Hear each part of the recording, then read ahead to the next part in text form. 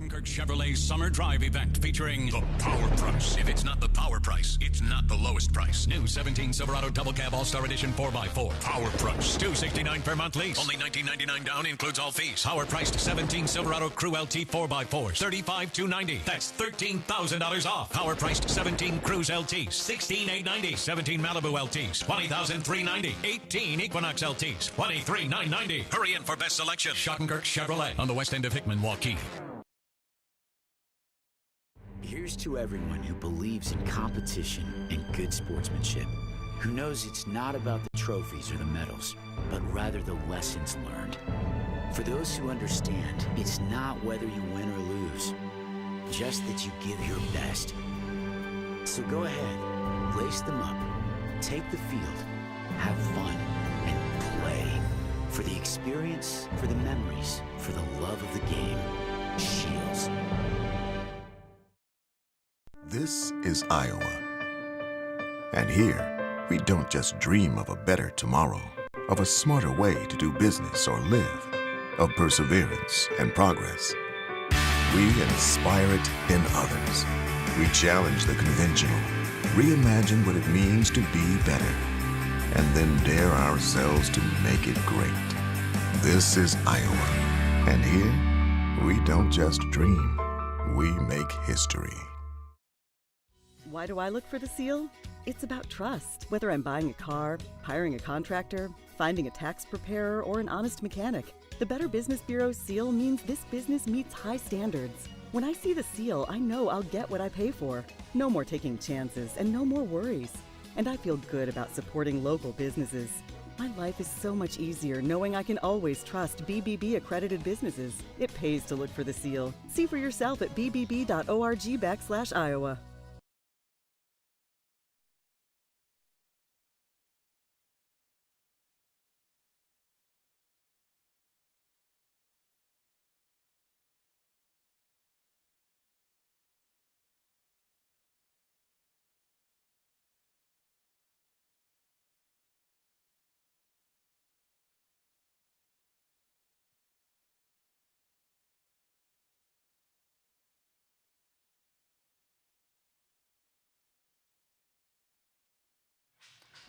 And good evening and welcome to Valley Stadium here in West Des Moines, week one of the high school football season. And it's Dowling taking on the Ankeny Hawks. The Bruins, the four-time defending champs, come in ranked number 1 in Class 4A. Taking on the Ankeny Hawks, ranked number 8. It's a rematch of last year's opening game. We were at Ankeny Stadium. Mark Amadale, joined by Dave Marcoullier and John Chido here in the booth here at Valley Stadium as we welcome our listeners on Iowa Catholic Radio, 88.5 FM, 94.5 FM, and 1150 AM KWKY here in Des Moines. And our webcasters out there watching the game on the CISN.com network, the Central Iowa Sports Network. You can stream online at CISN.com. Dave, John, thanks for joining us, and what a beautiful night we have for the opening night of high school football. Dave, year 17 for you, sitting next to me. Congratulations. Yeah, I've made it that long, Mark. That's unbelievable. But, you know, it's unbelievable that football's back already, and what a gorgeous, picture-perfect night for it. It's great. It certainly is. We had the opening college game of the season last night as Grandview defeated Evangel 37-17. That was the first game in the nation in college football. John Chido, you're subbing for Brian Morris this year. Now you're replacing Brian Morris, but Brian's not here to hand off the mic. And, you know, folks, I'm blessed. I have a former and retired coach who still runs the trap once in a while, and Dave Marcoullier, and I have the new offensive and defensive guru, John Chido, who helps with the Dowling 8th grade team. And, John, you're going to be on the sidelines this year. Welcome to the broadcast. Well, Mark, Coach, thank you. Coach was my coach when I played sophomore football at Dowling, so it's an honor to be back. Wow, I did not know that. Breaking news here. You know, I will say, Mark, it was my favorite year of football, and I'm not kidding. It really was. It really was. I'm glad he doesn't have glad he doesn't have the other headset on right now. Well, John, you're going to be on the Dowling sideline. You're going to give us a very unique perspective, not only interviewing Coach Wilson and talking to the players afterwards, but we're blessed to be going down to a sideline reporter every so often when we need a comment. And we have a lot of listeners that listen, and you're going to be giving us that perspective. So how do you feel about that, moving outside the coaching box and down there between the 30 and the goal line? It gives a different perspective. You get to see things from down there. Offensive line play. The one thing I have to worry about is making sure I don't get caught up in the game. So when you do come down to me, I have the right answers for you guys. Well, but I'm looking forward to it. When you say caught up in the game, you don't mean part of the game or talking to the folks that may be bothering you on the sidelines that have those nice press passes. Yeah, a lot of those guys out there, huh? There is. Well, Dave, it's a rematch of last year. Ankeny and Dowling to kick it off. This is the last year of this two-year district arrangement, as they'll get new district pairings next year. But right now it's Dowling and Ankeny, a rematch. What a game it was last year. Dowling defeated Ankeny 28-10 up at Ankeny, and that was a game in which the Maroons ran for 245 yards.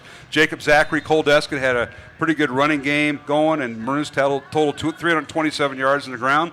Unfortunately, those two guys have graduated, and it's a new Dowling team, but the Maroons matched up very well last year. Slow start. Yeah, Ankeny will always have a good ball club along with Ankeny Centennial. We'll talk about them in a few weeks, but Ankeny's good, and they're going to come ready to play. And as you said, Mark, they have some outstanding athletes.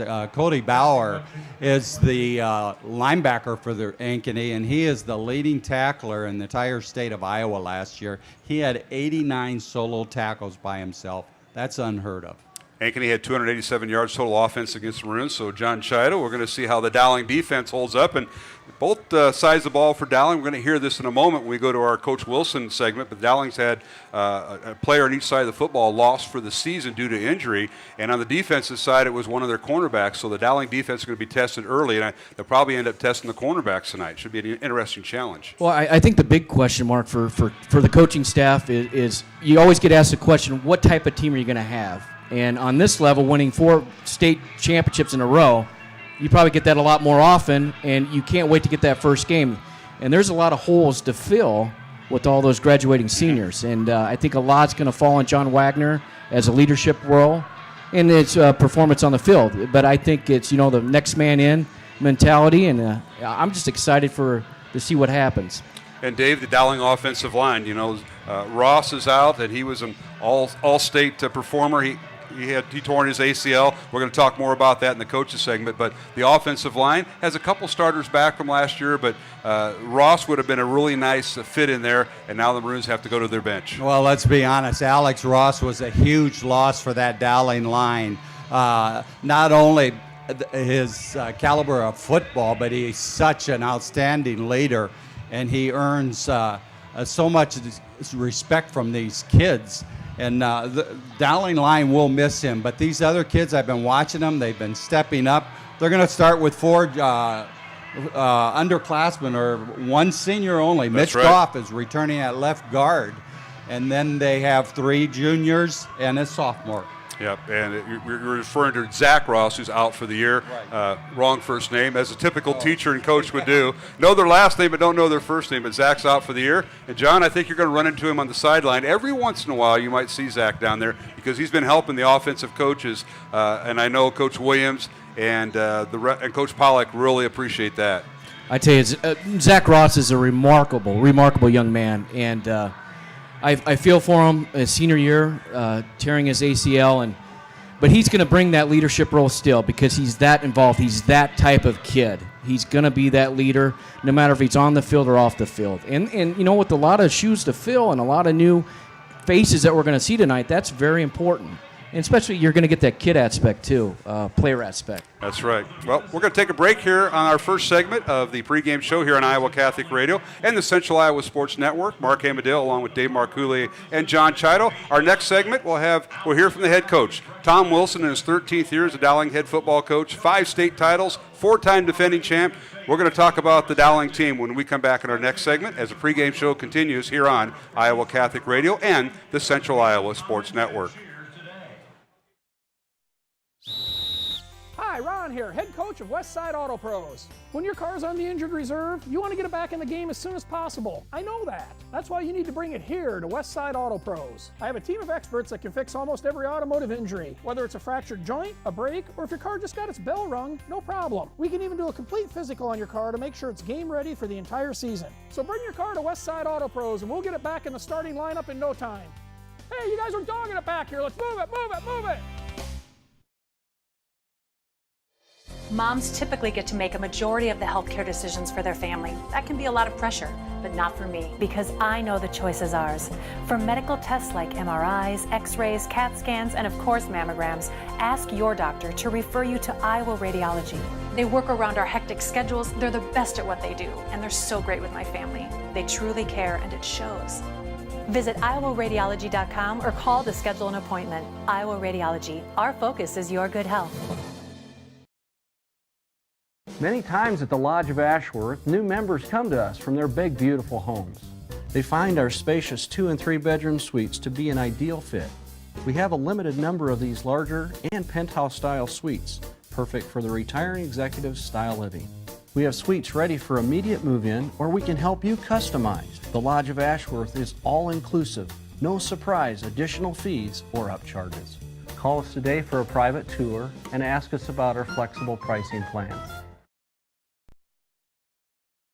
I opened the Hearing Clinic to offer patients and their families a positive healthcare experience. If you have trouble hearing clearly at church, at the movies, watching TV, or with your friends and family in a group conversation, what are you waiting for? In less than half an hour, we can give you peace of mind and answer any questions that you may have. Call us today to schedule your appointment. The Hearing Clinic, 515-440-3323. We listen, you hear.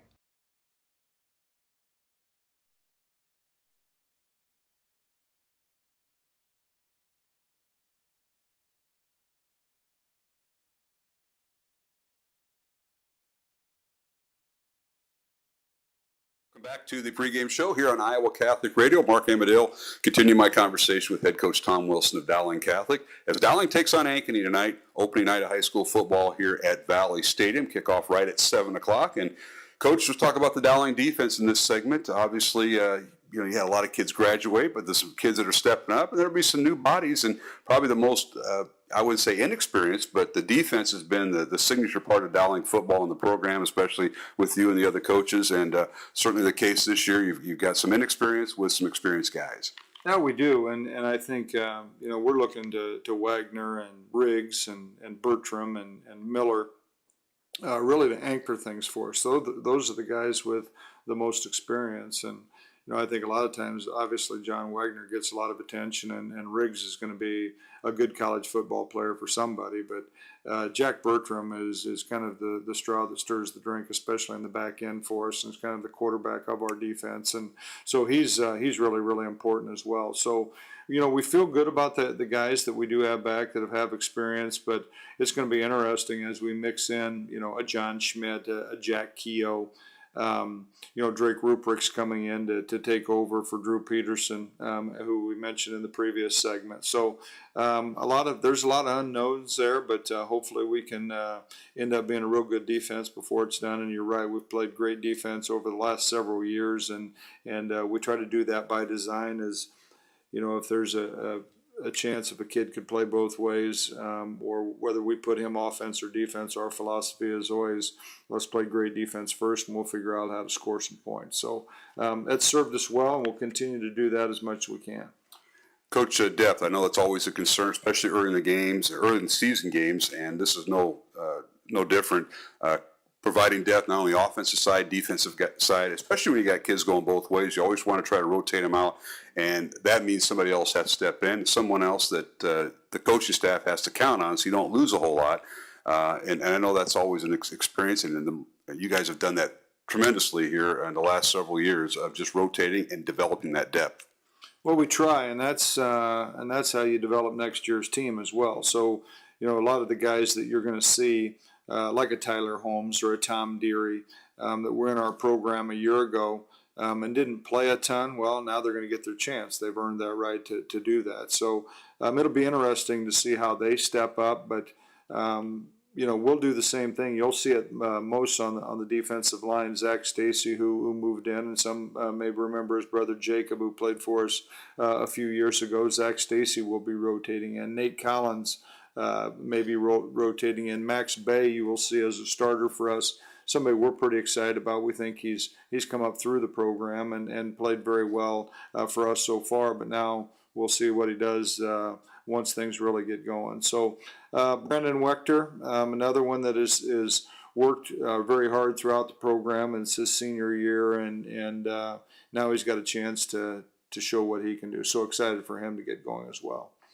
Coach, we covered the offense and defense. Let's go to special teams, and I think that's been your biggest loss is special teams coach Steve Smith finally retiring after all these years. I know he loves to be part of this program, but it's been coached by number filling that role. And talk about some of the special teams, the punter, Austin Knobloch right now, and Riley Smith getting the starting kicking job, but I know Blake Clark will be the holder. A lot of things go on, and replacing Steve Smith, I think that's to be the biggest part of special teams right now.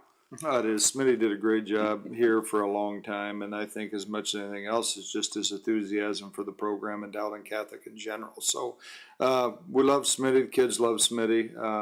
It's tough to see him go, but certainly, obviously, things change in life, and so he's moved on. I was always heavily involved with the special teams. It's something that I certainly like to do, but Jeff Moats and Ryan Van Veen are taking over. Smitty's so important, it takes two people to replace him. So we feel like we should be able to field good special teams again. Again, that's where you can build your depth within a program as well.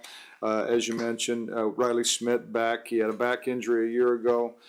He's an excellent kicker. With Jonas Thompson as a junior that we use some as a sophomore, who's another good kicker. So we feel very lucky that what we have there. Austin Knobloch, as you mentioned, is the punter. Riley can also punt. And you'll see two snappers. The long snapper is Goff, and the short snapper is Zach Calvert.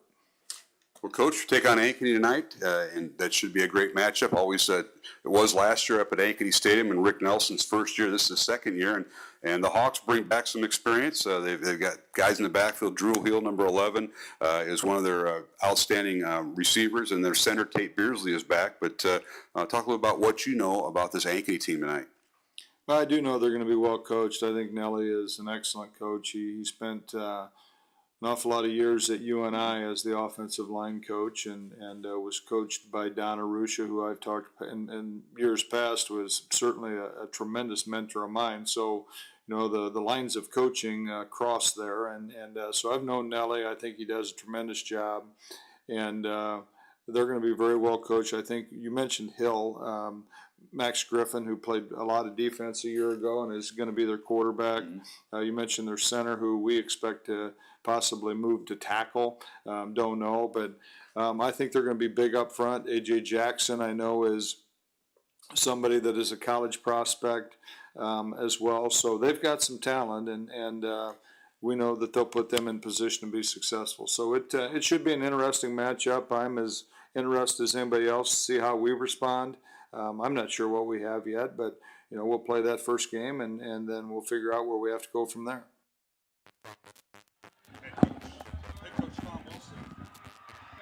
Joining me here on the pregame show here on Iowa Catholic Radio. We'll take a break and come back with the second part of the interview with head coach Tom Wilson as Dowling takes on the Ankeny Hawks here at Valley Stadium, the opening night of the high school football season here on Iowa Catholic Radio and the Central Iowa Sports Network.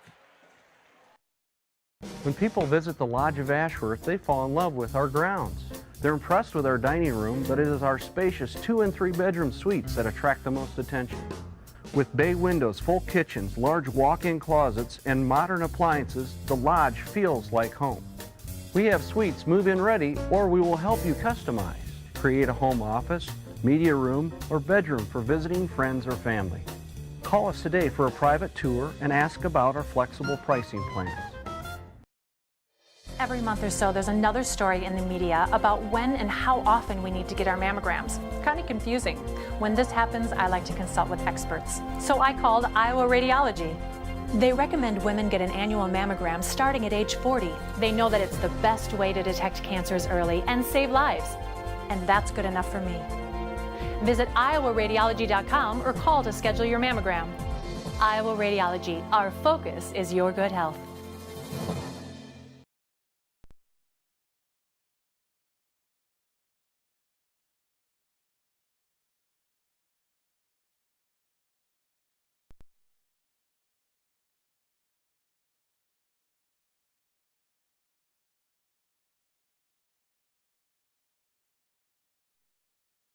Iowa Catholic Radio and the Central Iowa Sports Network. Mark Amadale now joined by head coach Tom Wilson of Dowling Catholic. Hard to believe, Coach, your 13th year here at Dowling and four-time defending state champs. Quite an introduction for year 13 and your tenure.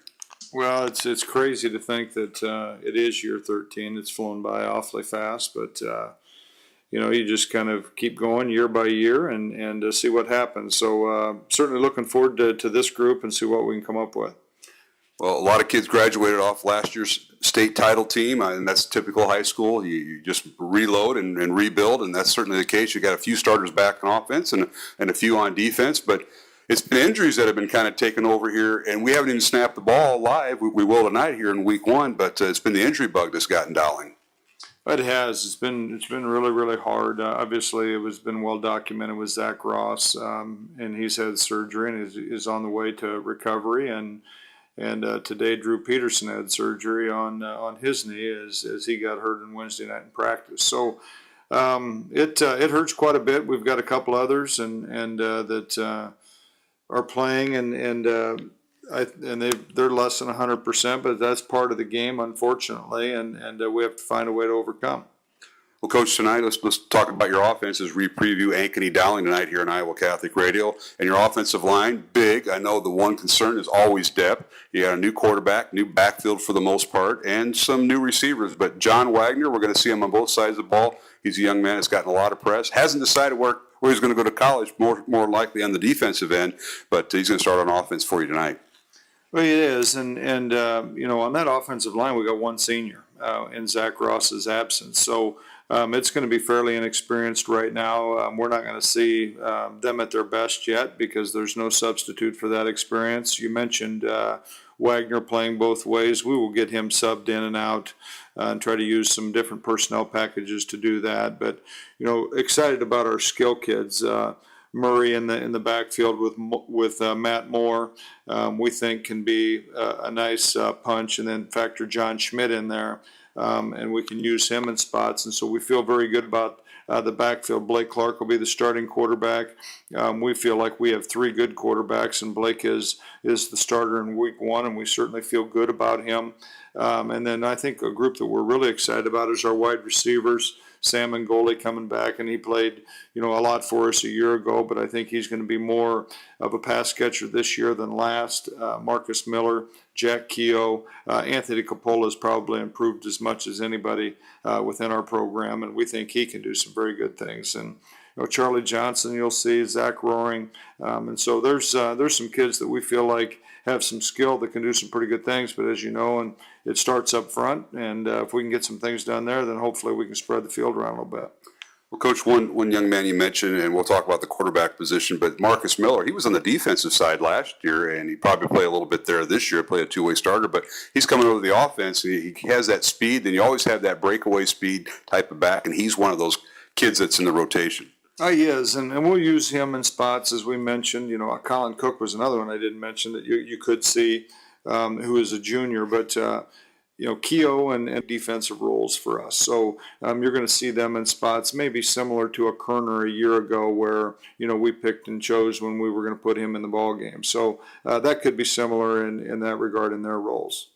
Visit with head coach Tom Wilson here on the pregame show. It's Dowling and Ankeny tonight here at Valley Stadium. And Coach, you mentioned some of those young men, and obviously Goff kind of anchoring that line. He's the one senior at left guard, and Alex Curtin's going to get started at right guard where Zach Ross was, and he's another unknown. But I know with the Dowling program, these kids have been putting a lot of time in between December and basically July and August of getting bigger and stronger, and then practice starts. So I know he's one of those kids you probably can count on. Well, we hope so. It's a little bit new for Alex. Just he came over from Woodward Granger and moved into the area, and we can see not very often do you replace one 300-pounder with another, but we have in this case. I like Alex a lot. I think he has a chance to be a good player for us, but it doesn't hurt him at all that he's by Alger, and Alger was kind of a project a year ago, and I think people will see a different Jesse. He knows what he's doing. He's much more confident, and he can help Goff anchor that offensive line just based on, obviously, ability, but also experience. Okay, we'll take our first break and come back. We'll talk with Coach Wilson about the Dowling defense in our next segment. You're listening to high school football, the opening game, Dowling and Ankeny from Valley Stadium here on Iowa Catholic Radio and the Central Iowa Sports Network.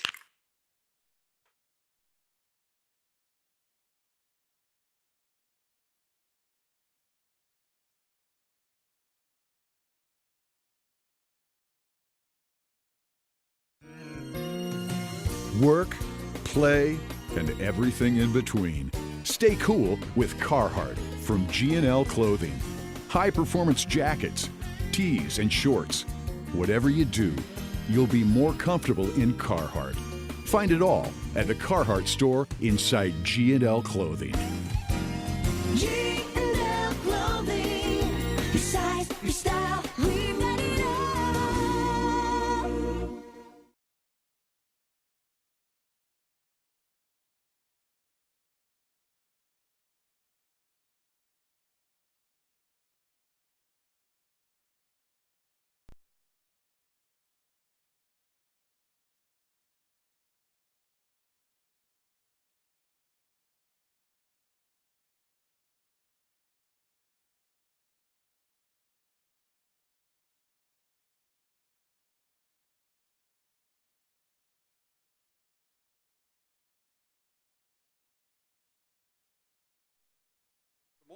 Mark Amadale along with Dave Marcoullier. Johnny Chido has made his way down to the field. We'll get an update on field conditions tonight as we're joined by the Central Iowa Sports Network, CISN.TV.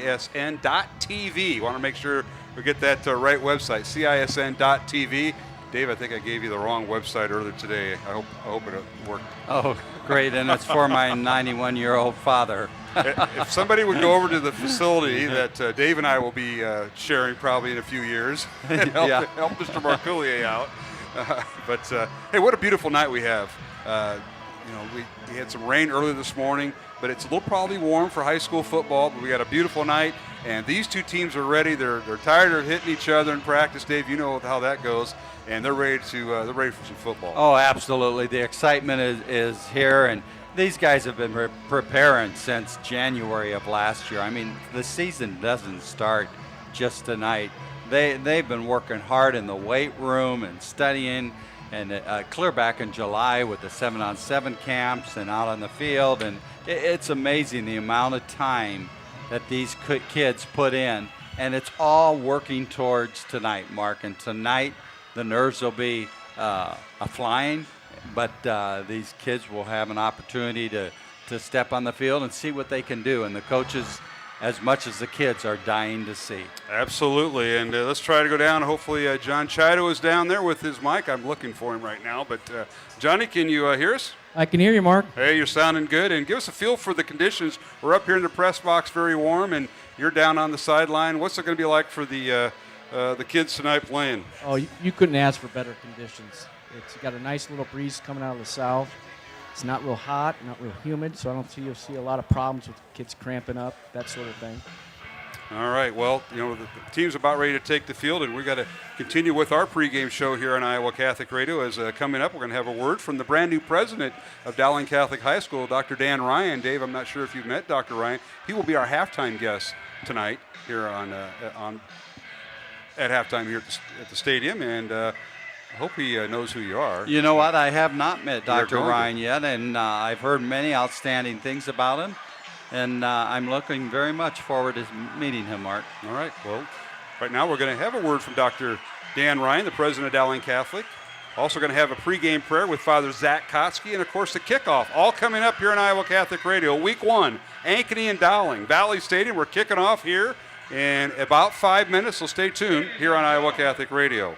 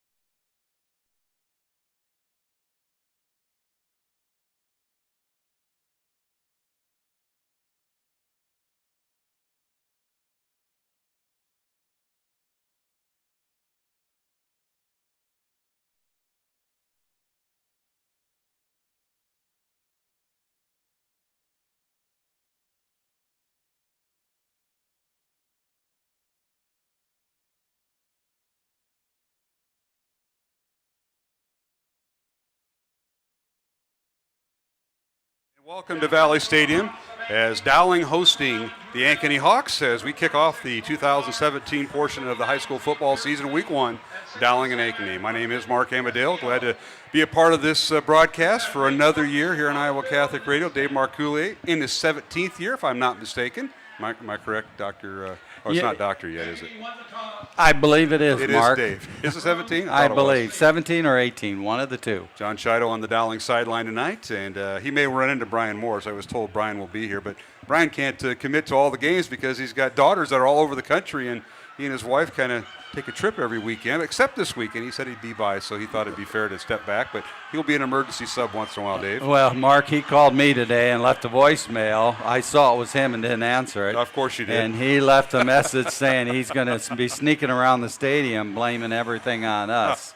That's why he quit. I expect nothing else. Well, both teams on the field. It looks like Dowling will receive to start the season. Ankeny will kick off. We'll look at the Dowling starters, and we'll get the Ankeny defensive starters here in a moment. For Dowling on the offensive line, the left tackle is a sophomore, number 77, Charlie Nank, 6'3", 290-pound sophomore, playing left tackle. Mitch Goff is the left guard, 6'3", 265, wearing number 59. The center is Greg Hagan. Hagan, a 6'3", 225-pound junior, wearing number 65. And Alex Curtin, number 55, is the right guard, a 6', 305-pound junior. And Jesse Alger, right guard, number 79, a 6'4", 335-pound junior. So it's Nank, Goff, Hagan, Curtin, and Alger on the right side of on the Dowling offensive line. The quarterback is Blake Clark, number 16, 6'3", 180-pound senior. And in the backfield, Jason Murray, number 2, Matt Moore, number 24, and John Schmidt, number 25. Murray, the junior, Moore, and Schmidt, the seniors. And we're about ready to kick off as Dane Kowalski gets underway, and he kicks in the end zone. It's a touchback, automatic in high school, past the goal line. Touchback, 1st and 10, Dowling on their own 20-yard line. Let's take a quick report on the sideline. That's where John Chido is. And, John, be careful down there. Stay away from the action, but give us a report. Well, as you know, Ankeny deferred the second half, so they wanted to start with their defense. And can't wait for this. We've been waiting a long summer for this, and it's finally here. Well, Dowling's been scrimmaging themselves, and Ankeny had a scrimmage last week with the Valley Tigers. So the Maroons take the field. They open with 3 receivers right, 1 to the left. The quarterback is Blake Clark. He'll work out of the shotgun wearing number 16. Clark, here's a snap. Slows the ball right side, and that is caught. And that is Marcus Miller, who played on the defensive side of the ball mostly last year, Dave, and he gets the first reception. And a little swing pass to the right side, gets it up to the 27-yard line, a gain of 7. A nice safe call on first down, and Dowling's going in the hurry-up offense. You want to call safe plays for Blake Clark. This is his first start, so keep things simple. All right, the Maroons run the jet sweep, and on the handoff, turning the corner and got a first down. That is number 24, Matt Moore, the other running back. That time he lined up as a slot receiver to the right, went right to left, got the handoff, first down Dowling. And one thing Dowling fans will notice this year is there is a tremendous amount of speed in the backfield. Any one of these players can pop it at any time, and no one's going to catch him, Mark. 13-yard pickup for Moore. 1st and 10, Dowling at their own 40-yard line. Clark at quarterback, and a little read option. The give is to Jason Murray, who is the tailback, and he was lined up right beside Clark, and he gets a couple of yards, maybe up to the 41 or 2-yard line, depending on where the officials spot it. They're going to spot it at the 42 for a gain of 2. It'll bring up 2nd down and 8. Dowling in their home maroon jerseys with white numbers and white pants, white helmets. Ankeny in their all-white uniform, helmets, uniforms, and pants. And now keeping the football is Clark, and he's got the first down across midfield, still on his feet, and finally driven out of bounds at the 39-yard line of Ankeny. So it took Dowling 4 plays, but now they're in Ankeny territory at the Hawk 39-yard line. Yeah, and that would look to me like the quarterback draw. That was a design play for him to run all the way. Salmon goalie, Mark, got a nice block on the side to get him another 5-6 yards.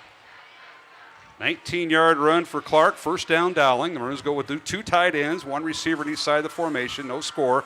Dowling and Ankeny on the Maroons' first possession. Now the ball is loose as quarterback Clark had the ball come out of his hands. He fell right back on it, back to the 45-yard line, but he'll lose 6. It'll bring up 2nd down and long. Well, Blake's talking to his center, Greg Hagan, on that one, and just a little mix-up in the backfield. something you can expect the first game. Yes, a lot of mistakes and penalties. We see that a lot. Turnovers will be a factor. Murray gets the handoff. Right up the gut he goes. He slices his way inside the 40, and he got back most of that yardage and then some down to the 37-yard line. Now we got a penalty flag down. The officials now with apparent penalty as they stop the clock. And that's something we're going to need out of these Dowling backs, is that tackle-to-tackle running this year. Last year we had Jacob Zachary. We've got to find that power back. Gain of 8, and it'll bring up third down. 3rd and 8 for Dowling. There was no penalty on the play. It was a player shaken up, and now the end around, a little jet sweep. Matt Moore with it. He's got some room down the near sideline. Finally drug out of bounds inside the 10-yard line. Second time they've ran that play. They've used a couple of players there. They've used Moore, Murray, and, of course, Marcus Miller got a little swing pass out of that formation earlier. Yeah, Matt Moore ran that exactly how it should be run. He came across the field, and he tried to cut it up quickly first to draw the defense in. Then he popped it outside and picked up a big first down mark. 29-yard run for Moore, first down Dowling, and now they're going to send Murray in motion. Jason Murray right to left, and now keeping the football is the quarterback, and that's Blake Clark. He's one of the captains of this Dowling team. Gets inside the 5 down to the Hawk 4-yard line. A gain of 4 will bring up second down and goal at the 4-yard line. Nice blocking on the left side that time. Levi Hummel from the backfield coming up and picking off the end. Bruins getting their personnel in there. They'll bring in an extra tight end. Spencer Smith, the senior, lines up on the left side. One receiver to the right. That's Jack Keel wearing number 11. And now the pistol formation to give is to Murray, and he cuts upfield inside the 2 and down to the 1-yard line. Jason Murray, a gain of 3, and it'll bring up 3rd and goal for Dowling at the 1-yard line. Well, you know why they're running to that right side is John Wagner's in there at tight end, and he is a blocker. He's a man. And Clark, quarterback sneak, no signal yet. They're saying he's down inside the 1, so it'll bring up 4th and goal now for Dowling. Clark trying to run through his blockers, and that includes Greg Hagan, the center, Alex Curtin, the right guard, and Mitch Goff, the left guard. And it'll bring up 4th and 1. Maroons look like they're going to go for it, Dave. Well, absolutely. On the right side, you got Alex Curtin at 305 pounds, Jesse Alger at 335 pounds, and the all-everything John Wagner at 200 and I believe, 45 pounds. All right, here's the snap. The give is to Murray. Jason running right side, dives to the end zone, touchdown. Touchdown, Jason Murray. So Dowling takes the opening kickoff and goes 10 plays, 80 yards, capped off by a 1-yard run by the junior, Jason Murray. And Dowling had a pretty good running game. They threw one pass in that whole drive, Dave, and they score in their first possession of the season. And Jesse Alger getting a big block on the outside, and Murray went right off that block into the end zone. He didn't need far, Mark, but he got it. All right, the Maroons will attempt the extra point. Connor Craighauser, number 88, late addition to special teams. This is where we're going to miss Steve Smith this year. He really organized this well, as Clark will hold, and the extra point is up, and it is good. Wow. Dowling's got a kicker. Yes, they do. It goes right through, and you're talking about Riley Smith, number 99, punches it through. So we got a break in the action. 8:16 remaining, first quarter. We'll take a 1-minute break. Dowling 7, Ankeny nothing here on the Central Iowa Sports Network and the Iowa Catholic Radio Network. Work, play, and everything in between. Stay cool with Carhartt from G&L Clothing. High-performance jackets, tees, and shorts. Whatever you do, you'll be more comfortable in Carhartt. Find it all at the Carhartt store inside G&L Clothing. G&L Clothing. Your size, your style, we got it all. Every month or so, there's another story in the media about when and how often we need to get our mammograms. Kind of confusing. When this happens, I like to consult with experts. So I called Iowa Radiology. They recommend women get an annual mammogram starting at age 40. They know that it's the best way to detect cancers early and save lives. And that's good enough for me. Visit iowaradiology.com or call to schedule your mammogram. Iowa Radiology, our focus is your good health. When people visit the Lodge of Ashworth, they fall in love with our grounds. They're impressed with our dining room, but it is our spacious 2- and 3-bedroom suites that attract the most attention. With bay windows, full kitchens, large walk-in closets, and modern appliances, the Lodge feels like home.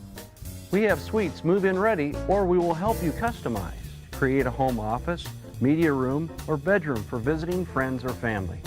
Call us today for a private tour and ask about our flexible pricing plans.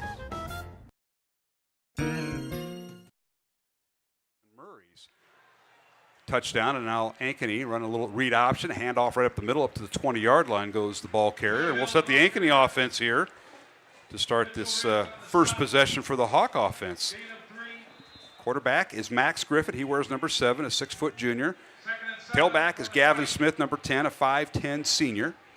Wide receivers, Drew Hill, Kyle Johnson, and Brody Brecht. Brecht, a freshman. And now inside handoff, and it goes to one of the tailbacks, and he's driven down right at the point of attack. No room there for the Ankeny Hawks. Ray J. Crawford on the carry. Coming in to make the tackle on that, Tom Deary and John Wagner coming in tight inside, made a nice stop. All right, Ankeny now with 3rd down and long, 3rd and 7. We're going to go down to John Chido after this play as we got back from the break just a little late. Ankeny now checking down, 3 receivers right, 1 to the left for Ankeny. And back to throw as their quarterback. He rolls to his right. Now he's going to be hit, and he's going to be dropped in the backfield. Dowling got to him as Max Griffin had nowhere to throw. A penalty flag down back at the 20-yard line. And that protection broke down quickly, Dave. Yeah, it's either going to be holding or face mask down there, Mark. It's a face mask. That's what I was afraid of. Face mask against Dowling, and that'll penalize the Maroons 5 yards. So it'll bring up 3rd and 2 for the Hawks. Let's go down to our sideline reporter this year is John Chido. And John, take it away. That was a great drive. First drive of the season. The rhythm that the Dowling offense showed was just you couldn't ask for anything better than that drive. Yeah, one pass, John, during that drive, and that little swing pass to start off to Miller. Everything else a running play. Yeah, the jet sweep, then the power play for the touchdown, just right behind big Jesse Alger. All right, first penalty here for either team as it's against Dowling. So Ankeny now with a 3rd and 2 with 6:50 remaining. Want to thank Construction Professionals and Ashworth Vision for supporting our broadcast of Iowa Catholic Radio. And now keeping the football is the quarterback, and he's hit and dropped at the 29-yard line. He will not get the first down. He needed to get, yes, he did. He needed to get to the 30, and he did get it up to the 29-yard line. They'll spot him down, Dave, so he picks up 4. Great job by Max Griffith. Yeah, Mitchell Riggs coming in and making a nice tackle from the backside on that. So first down, Ankeny. 6:30 remaining here in the first quarter. Dowling leads 7-0. Quarterback is Max Griffith. He has a man in motion to the inside handoff, and that goes to Ray J. Crawford, number 1 on the 5'11 junior, and he takes an inside handoff up to the 32-yard line for a gain of 3. And, Mark, what this Ankeny offense is doing is they're setting Dowling up. They come run. Pretty soon they're going to look for this number 11, Drew Hill, deep because he is a heck of a receiver. All right, here's Griffith out of the shotgun. Offensive line, A.J. Jackson, Romello Gray, Tate Beersley, the veteran center back for another season. Dylan Miller and Caden Young on the Ankeny offensive line. Tight end is Trent Slatnow, number 33. Brody Brecht, Kyle Johnson, Drew Hill back on the receivers. And now here's Griffith scrambling out of the pocket. Avoids one tackler. Downfield he goes. Marcus Miller trying to run him out of bounds, and he does, but not before getting the first down. Nice job that time by Max Griffith, getting his first varsity start.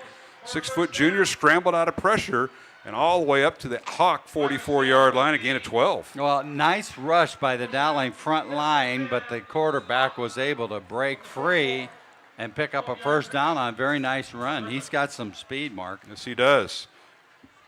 So Griffith gives Ankeny a first down.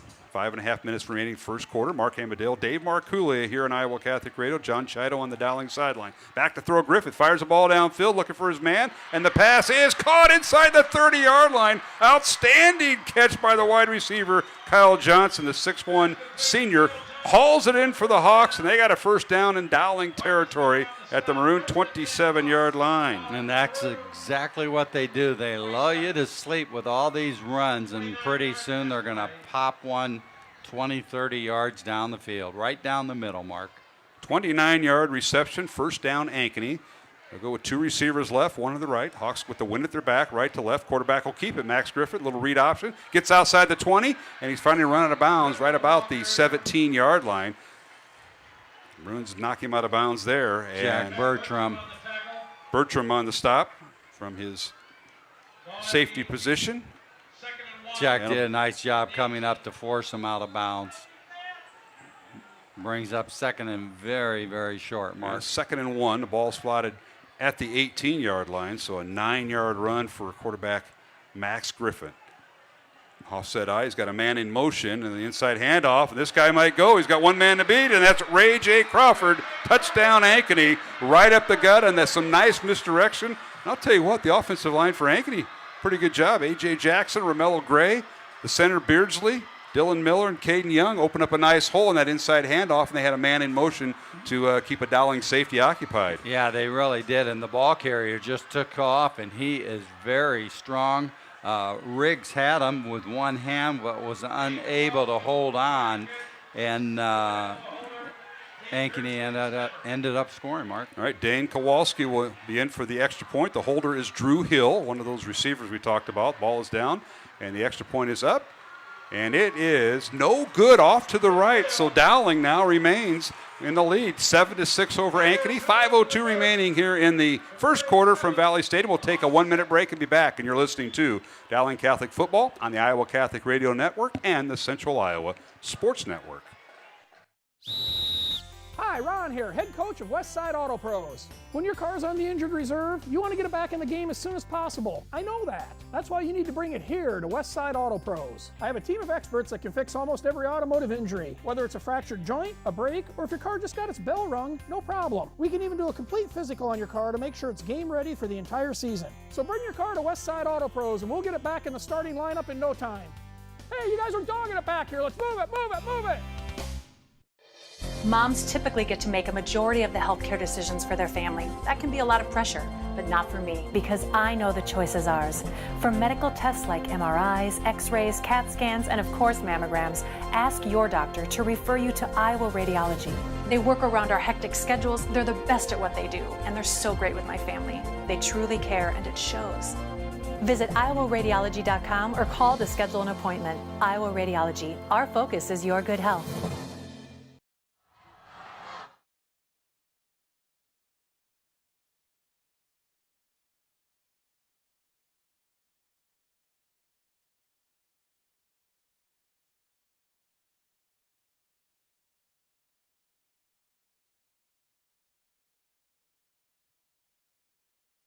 Valley Stadium here on a gorgeous Friday night. A little warm, but temperatures in the mid-70s for high school football. A kickoff by Ankeny goes in the end zone, touchback. So Dowling will have it first and 10 from their own 20-yard line.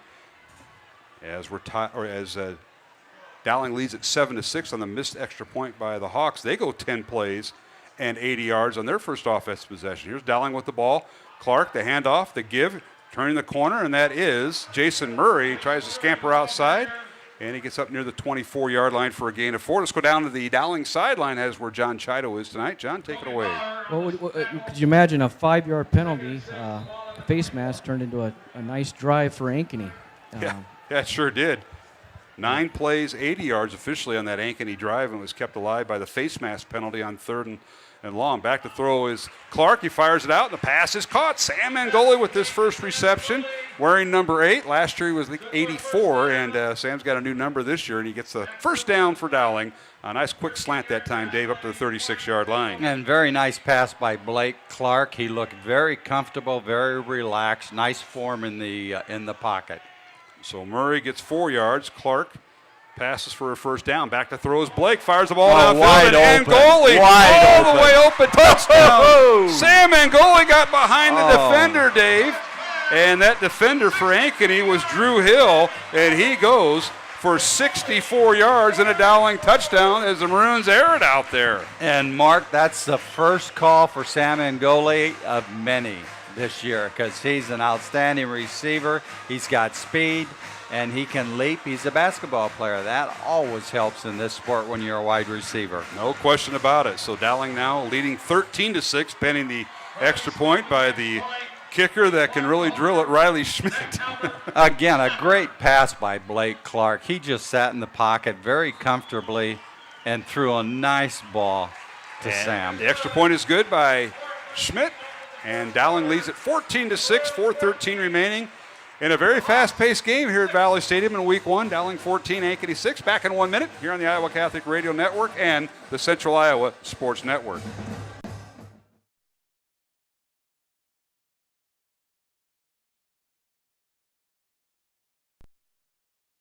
This is Iowa. And here, we don't just dream of a better tomorrow, of a smarter way to do business or live, of perseverance and progress. We inspire it in others. We challenge the conventional, reimagine what it means to be better, and then dare ourselves to make it great. This is Iowa. And here, we don't just dream, we make history. Here's to everyone who believes in competition and good sportsmanship, who knows it's not about the trophies or the medals, but rather the lessons learned. For those who understand, it's not whether you win or lose, just that you give your best. So go ahead, lace them up, take the field, have fun, and play. For the experience, for the memories, for the love of the game. Shields.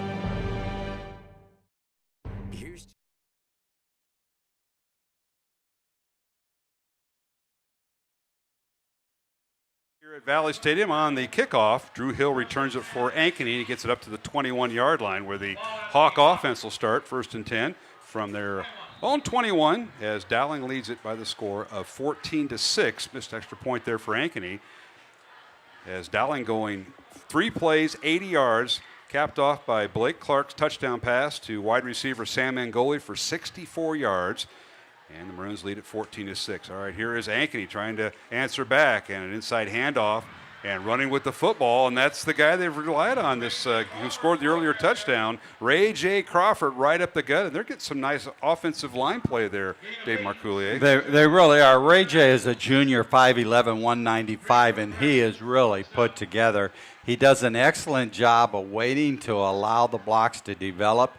And then once he sees that hole, he accelerates. And Mark, he's an outstanding football carrier. Yes, he is. Max Griffin back to throw. And he's going to be sacked. First sack of the year for Johnny Wagner. He comes around from the backside and slams him down. A sack in the backfield for the Maroons. And this is a good time to go down to our sideline guy. Kind of recap that last drive by Dowling. And John Chido, take it away.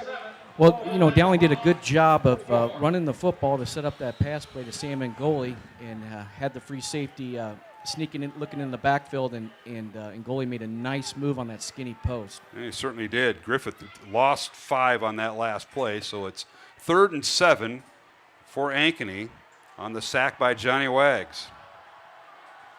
Long count as the play clock winding down to 5 seconds. Griffith now with Ray J. Crawford in the backfield, back to throw, straight back, now being chased. Now goes one way, and he's hit and driven down by the maroon shirts in the backfield inside the 20, back to the 16-yard line.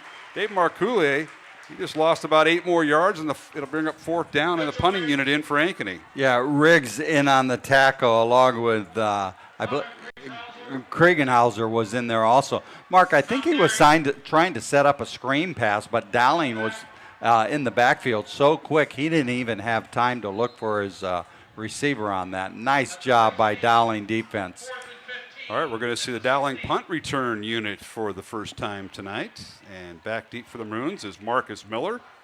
He wears number 6, a senior. And here's the punt by the Hawks. And that is Drew Hill doing the punting duties. Miller has it, looking for his wall of... And he's got one down the 40 in Ankeny territory. Finally inside the 30, he's brought down. Marcus did a great job. He kind of stopped about midfield, waited for his wall of blockers, and went down the right side. So punt return right, ended up being about a 37-yard return. And Dowling now in great field position as they approach the Bozeman's red zone here. Boy, and some smart Dowling players down there. There could have been a couple blocking the backs, but Dowling man recognized that he had turned, and he did not do it, and just outstanding play. Nice return by Dowling Catholic. Great field position. First down Dowling at the Ankeny 29-yard line. Quarterback is Blake Clark, number 16. And now the give this time is to Matt Moore, and he gets outside. Penalty flags come down. Moore gets outside the left hash, and he's brought down at the 20-yard line. So he picked up 9, but this may be coming back. I think they might be getting Nank for holding on the outside, Mark. I want to thank our supporters of Dowling Catholic High School football throughout the year on Iowa Catholic Radio. They include Dental Associates, Kemen, and Mercy Medical. We appreciate their support all season long, and it is holding against Dowling, and they're going to spot it from that spot. John Chido, you're on the Dowling sideline. Not a whole lot of penalties tonight. A face mask and now a hold for the Maroons. Yeah, that's kind of remarkable, being the first game of the year. We've only had 2 penalties up to this point. Let's see if this one hurts the Maroons like the 5-yard face mask did. Hopefully it doesn't. Yeah, it took him out of could take him out of field position. We'll see. The Maroons backed up to the 37-yard line. Clark back to throw, fires the ball downfield. He's got more open and off his hands, incomplete.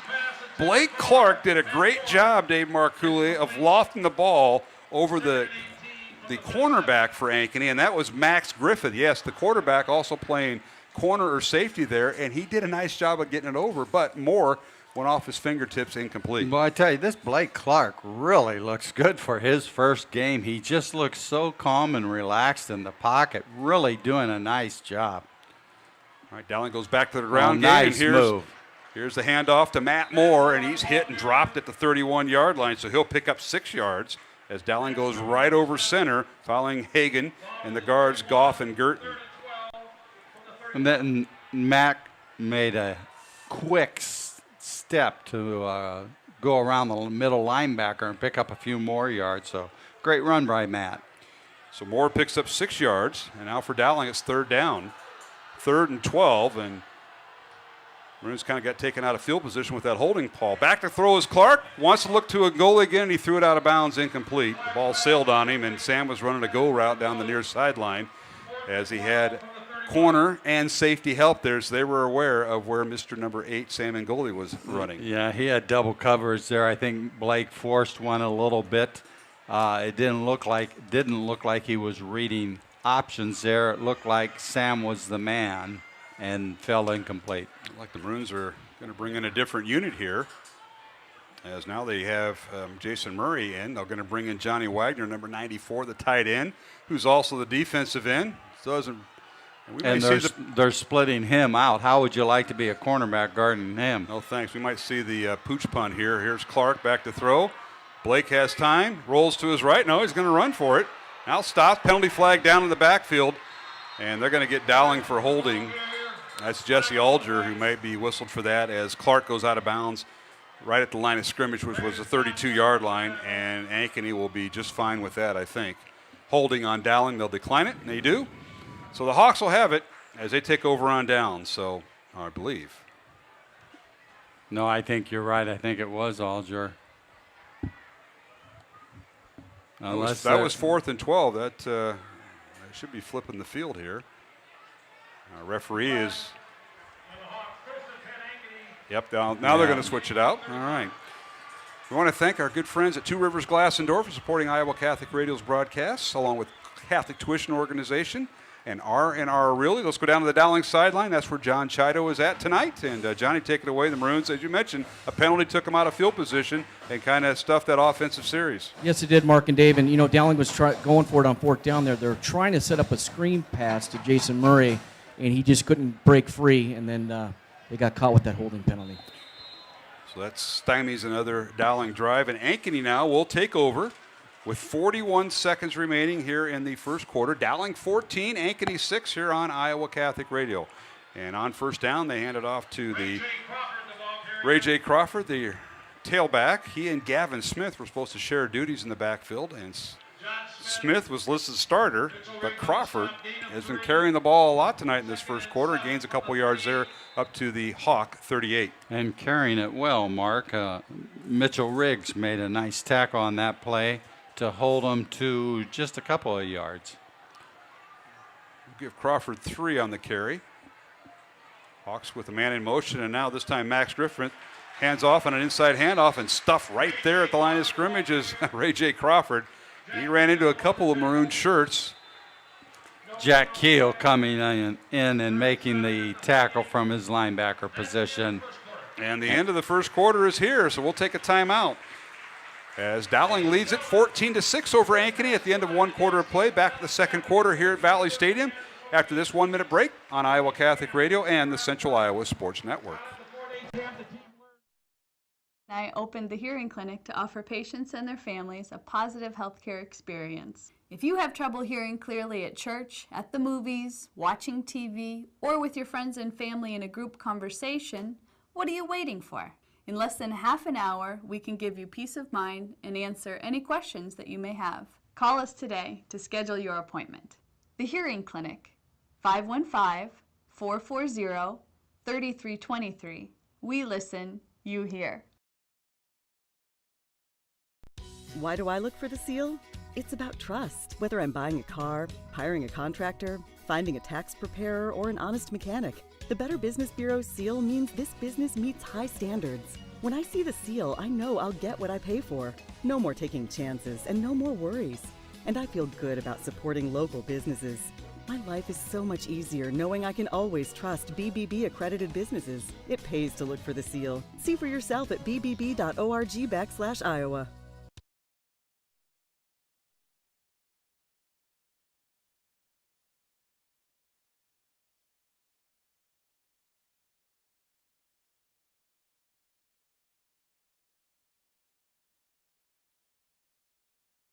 Here at Valley Stadium, the start of the second quarter here on Iowa Catholic Radio and the Central Iowa Sports Network.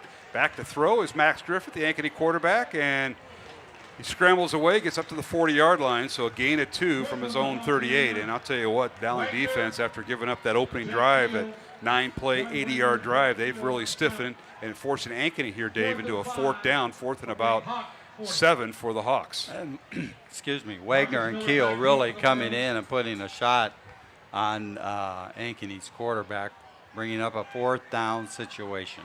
All right, punting the ball away will be Drew Hill, number 11. Back deep, Marcus Miller for Dowling. Hill, the left-footed punt, and he gets it away. Marcus lets it go inside the 20, and it'll take an Ankeny roll inside the 5, actually down at the 6-yard line.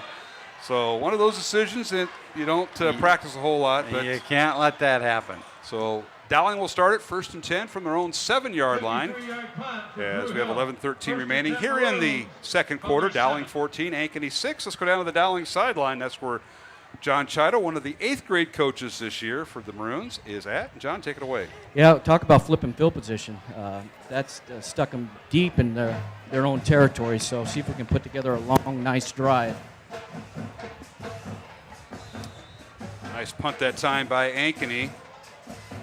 As 53-yard punt with a lot of roll. An awful lot. All right, Blake Clark at quarterback for the Maroons. Here's the snap out of the shotgun. The hand up the middle is to Murray, and gets across the 8, maybe up to the 9-yard line for a couple yards. Followed Mitch Goff and Charlie Nank on that left side.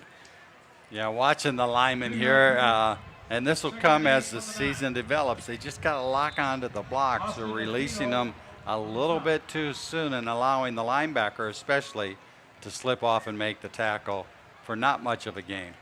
All right, one receiver to the right and one to the left in this Dowling formation. Inside handoff. Now the reverse, and they hand it off, and running with the football is Marcus Miller on the handoff from Jason Murray. And, well, it was almost a horse collar tackle, but he stepped out of bounds at the 25-yard line, did Marcus Miller, on a first down. Very nice call by Coach Wilson and the offensive staff of Dowling Catholic. A little dangerous because you got those handoffs back there, but the reverse picked up the first down for 16 yards, Mark. Certainly did. First down, Dowling.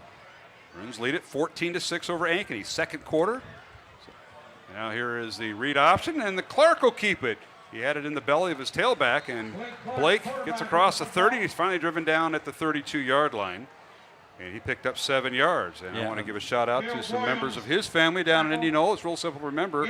His Aunt Carol and his other aunt and Grandma Carol are all down there listening in Warren County. Shout out there, Dave, just kind of trying to help you out. We don't want this to be the Mark Coulier presentation the whole game. All right, Clark on the handoff, gives it to There we Murray. He's go. got There the we first go. down, right up the gut he goes, across the 40 up to the 43-yard line. I'll tell you what, Jason Murray, he gained about 10 yards, only needed a few. Nice hole behind two new players for Dowling Catholic. Greg Hagan is a junior at center, and Alex Curtin from Woodward Granger, 305-pound guard. Nice hole by those two young men. Giving Jason Murray an 11-yard gain. First down, Dowling at their own 44. And now an inside handoff. Breaking a tackle is Murray, and he hauls tacklers up to midfield before he's brought down by Kyle Johnson, number 15 for Ankeny. Counter style run where Connor Nank pulled from his left side over. And Murray tried to foul that block, but cut it back inside. Nice first down pickup, Mark. I want to thank St. Gregory Retreat Center for supporting our broadcast of Dowling Catholic football, along with Northwest Bank and Borden Arrows Pizza. Welcome aboard this year to the Dowling football broadcast. All right, pistol formation for the Maroons. Clark out of the shotgun. Dowling goes without a huddle the whole game. And here is an inside handoff as they run the jet sweep and turning the corner and running upfield and getting just a little bit of yardage that time. I believe it's number Capola on the carry for the Maroons, and Anthony is finally brought down at the 48 of Ankeny for a gain of 2. Yeah, picked up just a couple yards. The linemen couldn't quite get off and upfield as they need to on that jet sweep. All right, now it's 3rd and 2 for the Maroons. They'll go with one receiver right, double tight end set, read option, and Clark will keep it. He's got the first down and more, and now it's a foot race to the end zone. Inside the 15, 10, 5, touchdown. Blake Clark from 48 yards, Dave Marcoulier. He went up the gut, did the read option correctly. He kept it when the ball carrier was going to be tackled, and that is a tremendous job by that young man. And what made that really go is the linebacker didn't know if Blake had the ball or the running back had the ball, and it kind of froze him just long enough for Blake to break free for the long touchdown run. And Coach Chido, you're down on the sideline. That's a pretty good teaching moment for the Dowling quarterbacks in the system, huh? Well, if we can do that in the 8th grade, we'll be very successful. That was a tremendous job by Blake Clark, holding it in the belly, getting the linebacker and the D lineman to bite on the Jason Murray and just went right up the gut. All right, we'll take a timeout as the extra point by Riley Schmidt is good. Dowling 21, Ankeny 6 with 8:27 remaining here in the second quarter from Valley Stadium in Des Moines. This is Mark Amadale here on the Iowa Catholic Radio Network and the Central Iowa Sports Network. Work, play, and everything in between. Stay cool with Carhartt from G&L Clothing. High-performance jackets, tees, and shorts. Whatever you do, you'll be more comfortable in Carhartt. Find it all at the Carhartt store inside G&L Clothing. G&L Clothing. Your size, your style, we've got it all.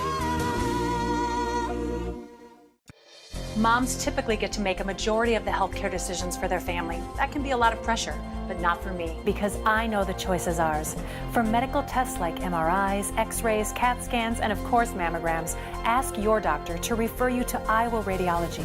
They work around our hectic schedules, they're the best at what they do, and they're so great with my family. They truly care, and it shows. Visit iowaradiology.com or call to schedule an appointment. Iowa Radiology, our focus is your good health.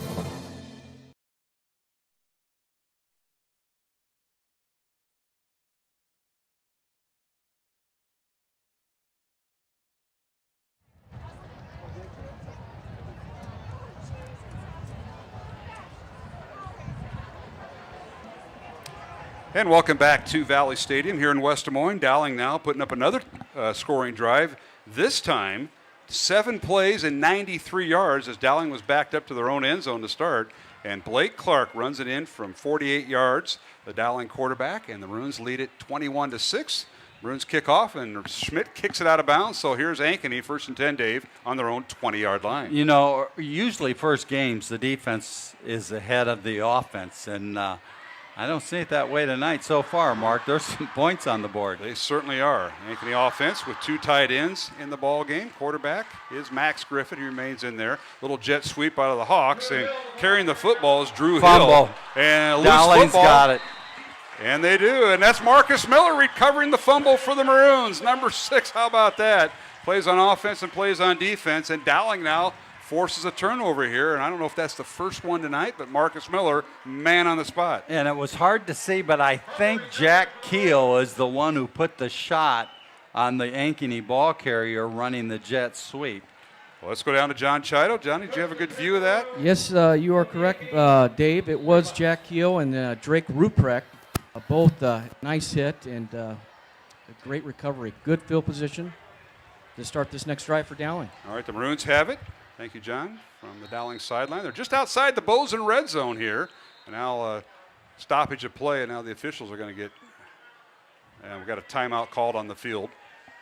With 8:20 remaining here in the second quarter, 21-6 is our score. Dowling with the lead. We'll take a 1-minute break and return here on Iowa Catholic Radio and the Central Iowa Sports Network. Many times at the Lodge of Ashworth, new members come to us from their big, beautiful homes.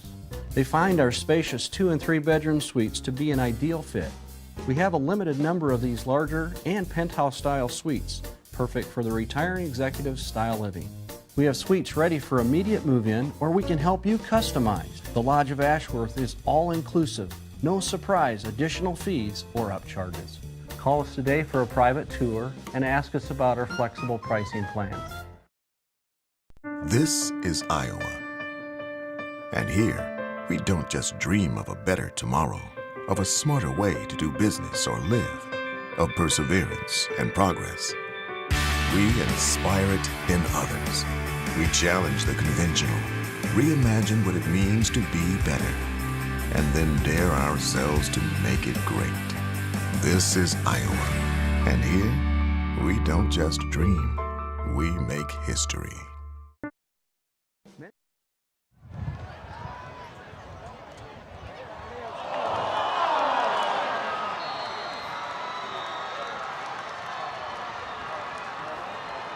Intercepted in the end zone, Nick Shirley for the Hawks.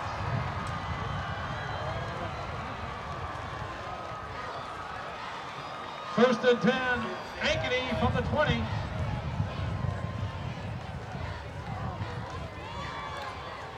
And welcome back to Valley Stadium. The Maroons recover a fumble, and on the first play, quarterback Clark goes back to throw. He throws it in the end zone. The ball is tipped and intercepted by Nick Shirley in the end zone for Ankeny. So turnabout is fair play. Both teams trade turnovers, and Shirley on the interception, and it is a touchback. So Ankeny, Dave, with the ball, first and 10 on their own 20-yard line. Yeah, it was a nicely thrown ball. Marcus Miller was running a post pattern in the center.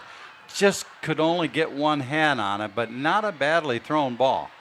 All right, here's Ankeny with the football, and they immediately keep the ball on the ground. The quarterback will keep it, and that is Max Griffin. He's starting to find the going a little tough than he did in that first drive as Brandon Wechter makes the stop for Dowling Catholic. Nice job by Brandon coming up to make the solo tackle on that play. So Griffin from his own 20-yard line, as he got no gain on that last play. He goes back to throw on 2nd and 10, being chased out of the backfield, scrambling with it across the 25 and steps out of bounds and is kind of pushed down on as he goes out of bounds, and they'll mark him down at the 26-yard line. Maroons got careful of getting a late hit there, as he may have been in that boundary. Yeah, he wanted to set up and throw down the middle, I believe, but Zach Stacy, 6'2", 295-pound defensive lineman, was able to break through and force the quarterback out of the pocket on that one mark, which kind of broke the play down. All right, to bring up 3rd down and 4 for Ankeny. They go left to right from the north end zone to the south end zone. The inside handoff, and running with the ball and driven down right at the 28-yard line. Boy, that was a counter all the way to the right. 2 guys coming over quickly. But Mitchell Riggs coming in on the tackle.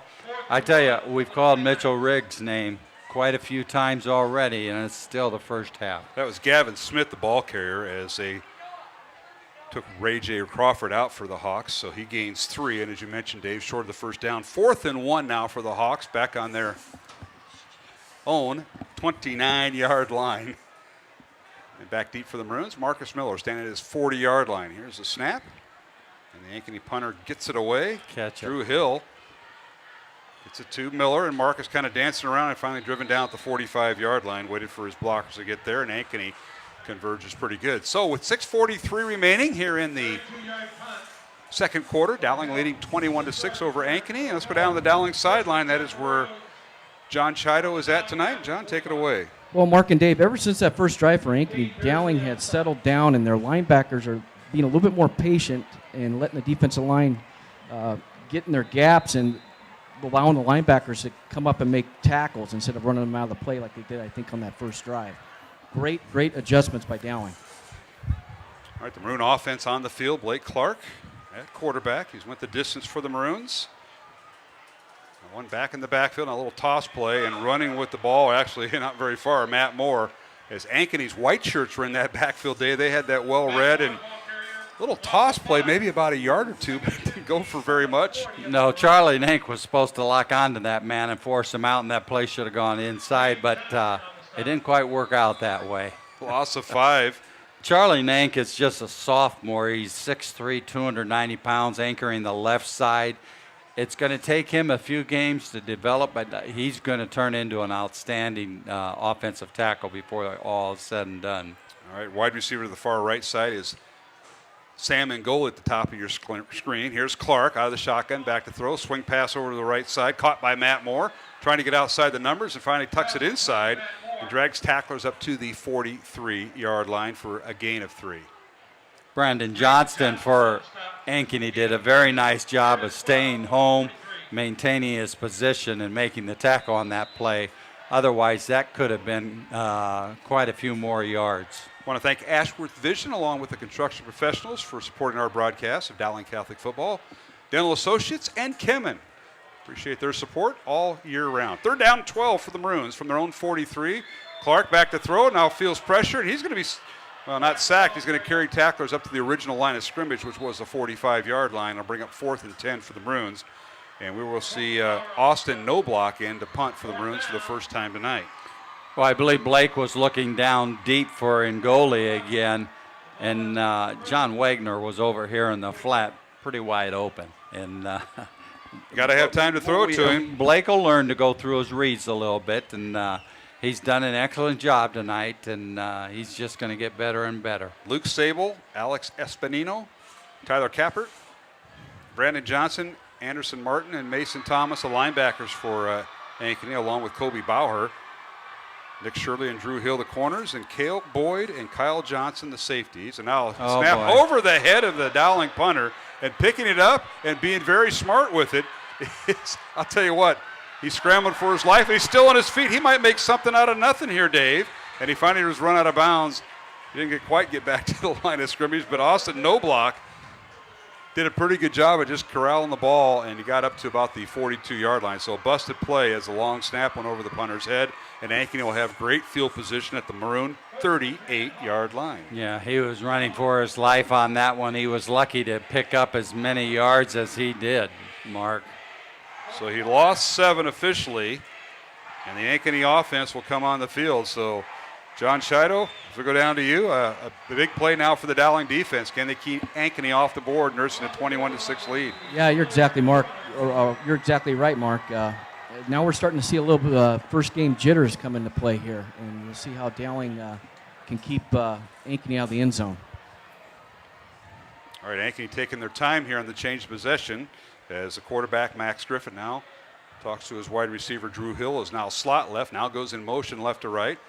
And Griffith, handoff goes to Ray J. Crawford. He stood up at the line of scrimmage and brought down, and right there was Tyler Holmes, one of the defensive tackles for Dowling. Tyler Holmes, a junior defensive lineman, 260 pounds, did a great job shooting his gap, getting into the backfield, and making the tackle for about a 1-yard loss. Yep, great play. 2nd down and 11 for the Ankeny Hawks. 3 minutes, 54 seconds remaining, the game clock running. And now we've got penalty flags down, and I think we got a timeout called by head coach Rick Nelson and the Ankeny Hawks, if I'm not mistaken. He did. So we're going to keep it here with 3 minutes, 50 seconds remaining. Dowling leading 21-6. I want to mention at halftime, the president of Dowling Catholic High School, the new president, and that's Dr. Dan Ryan, will join me So if you're watching on the web at CISN.TV, you can watch it, or you can listen to it right here on Iowa Catholic Radio. Reminder that we'll be bringing you all the games on Iowa Catholic Radio, all 9 regular season games and the postseason on the radio. Next week, Dowling on the road at Urbandale. That game will not be webcast, but our next game back here will be the Dowling Valley game, Dave Marcoullier. And by the way, the Dowling fans will be across the field this year. They will not be on the home side of where we normally are. So Valley will enjoy the home fans, but Valley will wear their visiting road uniforms. Dowling will be home. And that'll be a matchup here in a few weeks that we'll cover. Yeah, that'll be a great game, and it's always fun to be on the Valley side when you broadcast a game, isn't it, Mark? It sure is. That's all I'll say. Always. John Scheider, we're not going to leave you out. The opening game for 8th grade football begins here in a few weeks. Is that right? September 12th, we'll be at Johnston for our first game. And you guys play on Tuesday nights. Is that right? Tuesday nights. You are right. All right. We're going to talk more about the 8th grade program. It's a brand new program, and Johnny is one of the coaches, and Joe Kuhn and Mr. Scott Flood and a few others do a great job with the 8th graders. And back to throw as we're back to live action. Here is Griffin firing the ball downfield, and the pass is caught, ripped out of the hands once again. And Ankeny taking advantage of the mismatch and going into the air and retrieving it. Brody Breck, 6'3" freshman, Dave, making the reception. And Ankeny now in the red zone here at the Dowling 12. Drake Rupert on the coverage that time got a little tangled up and couldn't recover enough to pick up the ball. Thus a completion by Ankeny. 27-yard reception, first down Ankeny. Now they throw it in the end zone. The ball is intercepted by Dowling. The ball was deflected, and Maroons pick it off, and they'll run it out. And they get it up to across the 5 up to the 8-yard line. So the Maroon offense will take over. And Dowling now with the interception. And they're going to give it to number 25, John Schmidt. Well, the transfer from Minnesota playing defensive back. I don't believe he was on the coverage that time. I believe whoever was on coverage tipped the ball up, and Schmidt came down with it and ran it back. All right, let's go down to the Dowling sideline. The Maroons have a first down deep in their own territory at their 9-yard line. John Chido, how did you see it? Drake Ruprecht got a chance to redeem himself, which he did. He made a nice defensive play, tipped the ball, and I believe it was number 21, Brandon Watcher, that came up with that interception. Okay, so it's Wechter on the interception. So Wechter makes the interception for Dowling Catholic. Thank you, John. And so we've seen a couple of deflected balls get into the hands of the other team, and that time Dowling comes up with their second pick, and now the Maroons deep in their own territory, and they'll run it out, and handoff goes to Murray, and Jason between the tackles got the first down. He might go. He's outside the 30, outside the 40. He's got one man to beat and finally run out of bounds in the secondary by Drew Hill into Ankeny territory at the Hawk 41-yard line. Nice run that time, 50 yards for Jason Murray. Drew Hill had an angle on him. Otherwise, Mark, there was no way he was going to catch Jason Murray. 50-yard run, first down Maroons. 3 minutes, 13 seconds remaining. Here in the second quarter, high snap, but Clark wrestles it down, the handoff to Murray, and he slices his way right between the two guards and goes right down inside the 40, down to the Hawk 34-yard line. And offensive linemen love a back like Jason Murray because they hit the hole so quick. Mark, they don't have to hold the block very long. They just block and move on to the next plateau and keep going. All right, Dowling with 3 receivers left, 2nd and 3. Clark with it. He'll keep it. He's going to go towards those 3 receivers. Got the first down and more, and Blake finally tackled right around the 23-yard line. He'll pick up 9 yards and a Dowling first down. And, yeah, as an old offensive line coach, you kind of like that. Yeah, guys, you don't have to hold your blocks that long, do you? Yeah, you don't have to. You just get a quick block, and he's going to be there. But Blake Clark did a nice job turning into a running back there, waiting for blocks to develop and doing a nice job of reading whether he breaks right or left. Just an outstanding run by Blake Clark. First down the Maroons at their Ankeny 21-yard line. Clark with 13 yards on that last carry. And now Blake with the snap. Read option. He'll give it to Murray. He breaks a tackle to 15, still on his feet. And boy, did he show his jets there. He went from the 15 down to around the 10-yard line. They're going to say he stepped out at the 11. But that's pretty quick feet there, Dave, after he was initially held up. Awfully quick feet. And, again, Blake and Jason Murray are really working well on that read option tonight. 1st and 10, Dowling at the 11-yard line. Murray a gain of 10. 2 minutes and 17 seconds remaining here in the second quarter. Dowling leading 21-6. Tonight's game here on Iowa Catholic Radio and the Central Iowa Sports Network. Week 1 of the high school football season. Not a bad night. Partly cloudy skies, temperature in the 70s, very little wind. Clark on a read option. He'll keep it. He'll go right up the gut, and he's dragged down inside the 5, still on his feet, and he finally down at the 3-yard line for a gain of 8. Right down the middle of the pipe again, right behind Greg Hagan, the junior center. Mitch Goff, the left guard at 265, one of the senior leaders, and Alex Curtin, 305. Nice blocking inside. All right, Jack Keel and Sam Ngoli split out wide to the right. Handoff up the middle to Murray, and he goes in for the touchdown. Jason Murray goes in from 3 yards out, and Dowling now tacks on another touchdown, and the Maroons now lead it 27-6, pending the extra point over Ankeny. And you know, Mark, this offensive line is starting to take control over the Ankeny defensive line. And like I said, they really don't have to hold those blocks very long. If they can just beat them to the hole, Jason Murray's going to be there within a second. And that's what's happening, and Jason is just really getting through the holes quickly. All right, Schmidt in for the extra point. That's Riley Schmidt. Ball's down. The kick is up, and it is good. So the Maroons now lead 28-6 over Ankeny.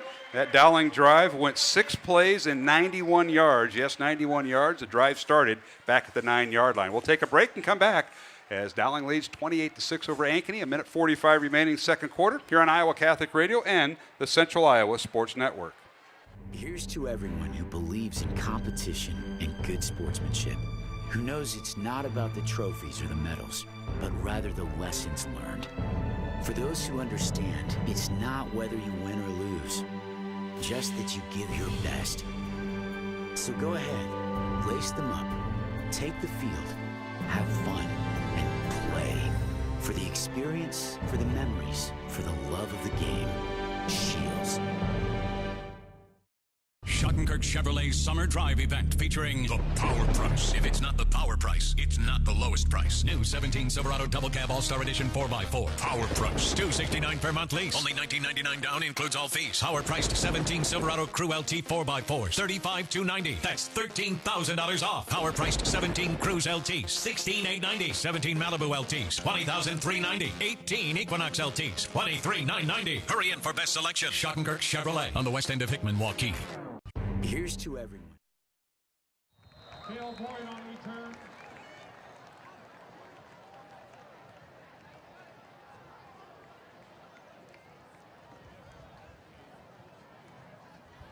Malik McGregor. Dane Kodak. All right, on the kickoff, Ankeny returns it up to the 25-yard line. The Hawks will have it there, 1st and 10 with 1:38 remaining. Dowling 28, Ankeny 6. Let's go down the Dowling sideline, and that is where John Chida was at. John, 6 plays, 91 yards for the Dowling offense on that last touchdown. Oh, that was a great drive. And Jason Murray has great vision. He sees that hole and he gets north-south so quick. And Greg Hagan's done a great job for allowing him to run right up the middle. And it's just been all night long for Jason. He's just great vision, great running back. All right, Max Griffith now on 1st down, little option play. And late pitch to Drew Hill, and he gets nowhere, Dave. Line of scrimmage was a 25, and that's where he ended up. Well, he met John Schmidt and Mitchell Riggs once again, and holy cow, did they put a shot on him. And of course, John Chida will have first question or two to Tom Wilson, the Dowling head football coach, at halftime. As once the second quarter is complete, Johnny will catch up with head coach Tom Wilson and ask him a question or two. And we look forward to that interview. We'll continue that tradition along with the post-game interviews after the game with the players and coaches. A low snap, and Griffith does a nice job of retaining the football, but he's going to be hit and drop back at the 28-yard line. Actually, he'll gain yardage and a timeout called by Dowling with 47 seconds remaining. We'll take a 1-minute break and return. The score, Dowling 28, Ankeny 6. A timeout on the field here in the second quarter on Iowa Catholic Radio and the Central Iowa Sports Network. Every month or so, there's another story in the media about when and how often we need to get our mammograms. Kind of confusing. When this happens, I like to consult with experts. So I called Iowa Radiology. They recommend women get an annual mammogram starting at age 40. They know that it's the best way to detect cancers early and save lives. And that's good enough for me. Visit iowaradiology.com or call to schedule your mammogram. Iowa Radiology, our focus is your good health. When people visit the Lodge of Ashworth, they fall in love with our grounds. They're impressed with our dining room, but it is our spacious 2- and 3-bedroom suites that attract the most attention. With bay windows, full kitchens, large walk-in closets, and modern appliances, the Lodge feels like home. We have suites move-in ready, or we will help you customize. Create a home office, media room, or bedroom for visiting friends or family. Call us today for a private tour and ask about our flexible pricing plans. Every month or so, there's another story in the To Valley Stadium here in West Des Moines. Mark Amadale, Dave Marcoulier as timeout called by Dowling. 3rd and 7 for Ankeny. Quarterback Max Griffin flush from the pocket now, back at his own 28-yard line. Now will keep the football and steps out of bounds. He needed to get right at the 35-yard line for the first down. They're going to spot him down at the 33. He'll be a couple yards shy, and I'll bring up 4th down. And that helped Dowling out because it stops the clock. Well, Max Bay was chasing him in the backfield and forcing him out. And Mitchell Riggs was able to come up and force him out of bounds. I'll bring up 4th and 2 for the Maroons, or rather for Ankeny, and Dowling will have the ball one more time. Timeout situation. Dowling has 2 timeouts left, Ankeny with 1. Here's a snap, and Ankeny, a little rugby-style punt by Drew Hill, takes a few steps. Miller has it at the 35. Return left, outside the 40, outside the 45, stiff arms a man, and finally driven down at the Hawk 49. Nice job by Marcus Miller on the Dowling punt return. With 27 seconds remaining, the Dowling offense will be out there. And the Maroons will have a first down at the Hawk 49. Let's go down to the Dowling sideline. That's where John Chido is at. John, you're going to interview head coach Tom Wilson, but a nice job by the Dowling defense holding Ankeny to a 3 and out, and the Maroons using the time. Yeah, they've settled in nicely here in the latter part of this first half. Let's see if Dowling can get one more score going into half, and I think we're going to see some passes here. All right, well, we'll see what that happens. Clark at quarterback. Blake has went the distance for the Maroons the whole evening. They're working the shotgun with 2 receivers to the right, 1 to the left. Clark has his tailback next to him. 27 seconds remaining in the half. Dowling from the Ankeny 49, and back to throw is Clark. Fires it out. The pass is caught by John Wagner, and John gets across the 35 and is down right at the 34-yard line, and a first down for the Maroons. That'll stop the clock with 17 seconds, Dave. He did a nice job on that. Dowling has split Jason Murray out to use his speed, and I think Blake wanted to go deep, but he read that was covered, so he threw the underneath pattern to Wagner for a nice first down pickup, Mark. All right, timeout called by the Maroons. They have 1 timeout left with 17 seconds remaining. Dowling leading 28-6 here on Iowa Catholic Radio. Stay tuned. Our halftime guest is the brand new president of Dowling Catholic High School, Dr. Dan Ryan. He's up here in the press box evaluating Dave Marcoulier and the rest of the sports staff here, so hopefully we'll get a good rating, Dave. Yeah. You know, we'll see what happens. I want to put him on the sidelines. That'll be interesting. Hey, we want to thank these folks, St. Gregory Retreat Center, along with R&R Realty, the Catholic Tuition Organization, and Two Rivers Glass and Door. We thank them for their support of Iowa Catholic Radio's coverage of Dowling Catholic sports. And, of course, are you available the next 8 Friday nights, Dave? This is the first of 9 regular season, then hopefully 4 postseason Friday nights. If I come back from Green Bay in a couple of weeks, yeah. Where is Green Bay? Is that in southern Canada or something like that? It's up right by Titletown there, Mark. Titletown. I'll Google it. All right, 1st and 10 Maroons from the Ankeny 34-yard line. Clark out of the shotgun. The Dowling quarterback sets up. Penalty flag down the backfield. He fires it out. Thrown behind John Wagner, but he caught it at the 20 for a pickup of 14, and this may be coming back. So that's too bad because they certainly are in field goal range down there. That's holding on Dowling. Yeah, another penalty here, John Chido, as we go down to our Dowling sideline reporter. Johnny, another holding penalty or a penalty on Maroons that have kind of stalled their drives tonight. Yeah, yes, and another holding penalty once again is going to move them back. And it seems like once we get going, we get caught with these penalties. I tell you, John Wagner had some nice hands. He's made 2 nice catches here. Yeah, he did. He actually had to reach behind to get that last one thrown by Blake. That was a great catch. And they're not recruiting him at tight end, right, John? It's defensive end he's going to play, right? Well, unless you go to Iowa, and then they'll turn him into a lineman. Yeah, good point. All right, now the holding call, they're going to mark it off from the spot. So wherever your offensive lineman, Dave, here we go. The offensive lineman made the violation. They mark it off from there, and they're saying he must have made it because the ball is at the 46, must have been at the 36-yard line. So that takes Dowling 26-yard penalty when it's all said and done. I thought it was more around the 2-yard line where he held Mark. That's what I saw. No, that was the receivers down there, These Dave. binoculars are a little fuzzy, but that's what I saw. Yeah. Titletown, folks, that's what he was saying earlier. Now we've got our timeout. And that is the end of the first half. Dowling lets the clock run out. John Chidle's going to catch up with head coach Tom Wilson. But Dowling goes into halftime leading 28-6 here on Iowa Catholic Radio alongside Dave Marcoule, Mark Amadale. And we'll go down to John here in a moment. But pretty good first half for the Maroons as they outscore the Ankeny Hawks. And I know Tom Wilson is talking with the referee. We'll make sure he's done with that. Let's go down to John Chidle. Johnny has head coach Tom Wilson. Coach, the first half of the season's in the books. What are your thoughts up to this point? You know, really, it looks like the first game of the season. We did some things really, really well at times, and then I think we've left points on the board. Defensively, obviously we let up a score, but I thought we've done some good things. Run defense, I think, is shored up. So kind of up and down, but yet that's kind of be expected. The bad snap on the punt, I don't want to see that again, but I think there's been good and bad. Yeah, I mean, I tell you, the first drive of the season, it sure looked like week 10 instead of week 1 with the rhythm and the pace of that first drive. Yeah, it felt good. It was really good. We hadn't done that on air in practice, and so it was obviously good to get a good drive like that going. Well, good luck to you, Coach. Best luck in the second half. Thank you. All right, John Chida with head coach Tom Wilson of Dowling Catholic. The Maroons with the lead by the score of 28-6. And, hey, courtesy of Kurt Brown, we have our halftime statistics, and let's take a look at the numbers. Dave, total offense for the Maroons, 353 yards here at halftime. Total offense for Ankeny, 127. Dowling has 100 yards passing, 253 yards on the ground. How about that? That's unbelievable, especially for an early game like this, Mark. Ankeny with 56 yards passing, 71 yards rushing. As we'll take a look at the penalties as we log down here, and it looks like Dowling with 3 penalties for 25 yards in the first half. Ankeny has yet to be penalized.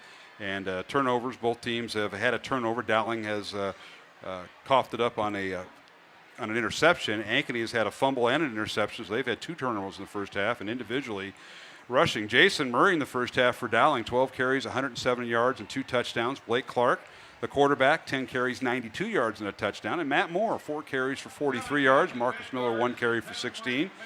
For Ankeny, their quarterback was 2 out of 3 passing, and that was Griffith with 456 yards. Griffith on the night, 9 carries, 25 yards. And their tailback for the Hawks, Ray J. Crawford, was at 11 carries for 11 yards. So not a bad job by the Dowling defense. And you look at Ankeny's passing 2 for 3, and that first pass went for, I believe, 29 yards. So Dowling defensive secondary has done a nice job of keeping them in check. And in goalie, 2 catches for 76 yards and a touchdown from the Maroons. And John Wagner had 1 catch for 14. He had 2, but that was wiped out by a penalty. So great job by the Maroons in the first half. All right, we'll take a break. And we come back, we're going to visit with the brand new president of Dowling Catholic High School. Jerry Deegan has retired. Dr. Jerry Deegan retired. And Dr. Dan Ryan is on board. So we'll visit with him when we take a break here at halftime. Dowling leading Ankeny 28-6 here on Iowa Catholic Radio and the Central Iowa Sports Network. This is Iowa. And here, we don't just dream of a better tomorrow, of a smarter way to do business or live, of perseverance and progress. We inspire it in others. We challenge the conventional, reimagine what it means to be better, and then dare ourselves to make it great. This is Iowa. And here, we don't just dream, we make history. Here's to everyone who believes in competition and good sportsmanship, who knows it's not about the trophies or the medals, but rather the lessons learned. For those who understand, it's not whether you win or lose, just that you give your best. So go ahead, lace them up, take the field, have fun, and play. For the experience, for the memories, for the love of the game. Shields. Schottenkirk Chevrolet's summer drive event featuring the Power Price. If it's not the Power Price, it's not the lowest price. New 17 Silverado Double Cab All-Star Edition 4x4. Power Price. $269 per month lease. Only $19.99 down, includes all fees. Power priced 17 Silverado Crew LT 4x4s. $35,290. That's $13,000 off. Power priced 17 Cruise LTs. $16,890. 17 Malibu LTs. $20,390. 18 Equinox LTs. $23,990. Hurry in for best selection. Schottenkirk Chevrolet on the west end of Hickman, Waukee. Why do I look for the seal? It's about trust. Whether I'm buying a car, hiring a contractor, finding a tax preparer, or an honest mechanic, the Better Business Bureau seal means this business meets high standards. When I see the seal, I know I'll get what I pay for. No more taking chances and no more worries. And I feel good about supporting local businesses. My life is so much easier knowing I can always trust BBB accredited businesses. It pays to look for the seal. See for yourself at bbb.org/Iowa. This is Iowa.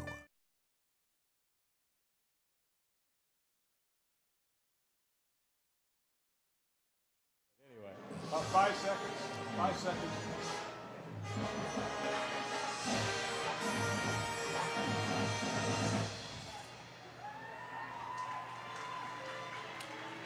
And welcome back to halftime here at Valley Stadium. Dowling leading Ankeny by the score of 28-6 here at Valley Stadium, week 1 of the high school football season.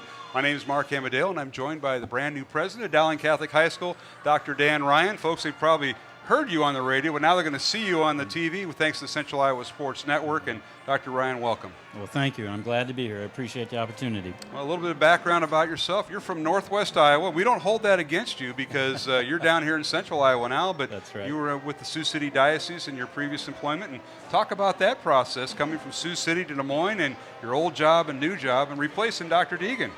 Well, it's been a great process. I didn't think Dr. Deegan would be retiring anytime soon. I've known him for about 8 years and, of course, known a lot about Dowling. But as superintendent for the Diocese of Sioux City, we had about 30 schools spread out over a quarter of Iowa and about 6,000 students and a lot of travel and a lot of time away from the family. So when this came open, it was a great opportunity really for both me professionally but also my family so that we could all be together and Catholic schools. Well, talk about the transition process, Dr. Ryan, because obviously with the administrative team at Dowling and Dr. Deegan, he's kind of stayed on to kind of help train you and kind of, show you the ropes, show you where everything's at. But it's been a great process, and I know you've been in Des Moines for quite a while. But talk about the transition. So Dr. Deegan and I have been working together for 2 months now, and we've got about another month to go. And what that really has done is sped up the process for me. Kind of the learning curve has been accelerated and really been able to learn a lot of the processes and a lot of the traditions and just the ins and outs of Dowling Catholic High School, and has really helped me, and I really appreciate it. It's been a smooth process. Of course, your observations of Dowling, and I asked this to Mr. Maindring when he first came on board as a brand new principal a few years ago, and he had a tremendous story. Hopefully yours will be about the same because coming to Dowling, you're kind of an outsider, a new person on the block.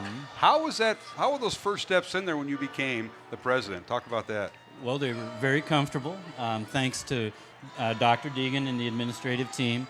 They've really helped me in the transition, really helped me feel comfortable, and really the whole community has done that with our family as well. So it's been a great process. And your observations of Dowling after, a few months here at the school, and we just started school this past week, so your observations thus far? Well, one of the things that really stands out is the culture of Dowling. Really, I come into work pretty early in the morning, and one of the places I like to stop early in the day is a chapel, and I'm always surprised that there's some other people in there before me, praying students and staff, so that's a great piece to hear with the Catholic identity being strong. I think another thing that really stands out with the students and the staff is that tradition of excellence, that they really always excel at everything they do. and that they really put in the time and dedication. So from leadership, where we had trainings in July with students, to the athletic programs, to band, all summer being there, I could really tell there was a great dedication to that excellence, that tradition. And of course, you came on board when there was school was out, basically, Right. and now after a few days, has the environment changed once the students are in? I know every teacher says that, an administrator, but now the students are all there, and all 1,400 and plus students there. Talk about that experience. Well, it's been really great because I've gotten to meet the teachers, and that's really where the rubber hits the road, where the education, where the day-to-day interactions really make the biggest difference. So that's been wonderful, getting to know them. And then the students, their enthusiasm has really has stood out to me. They're very enthusiastic. They're all involved. It's been a really positive experience. You know, you talk about the students, but what are some of your priorities as you transition? We transition from Dr. Deegan to yourself. Now, Dr. Deegan, I kidded him when he had his retirement tour. It's been about a year, and we've had it in football, basketball, and I said, you know, we had these vision plans. You know, it was started in 2005, and then 2010, and we were going all the way up to 2020 and all that. But what are some of your priorities now that you've seen what Dr. Jerry has done? I think you mentioned some of these during the interview process.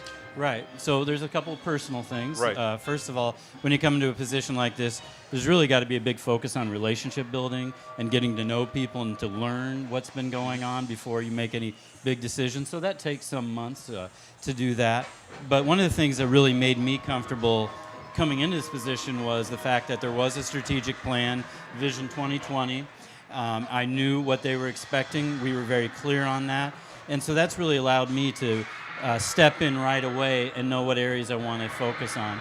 And of course, Catholic identity is always our first and foremost, but really I think some of the other areas like access is really important for us moving forward. We've done a lot of work at Dowling over the last 5 years to really increase our ability to accept students from a wider range of academic abilities, and that's really to be applauded.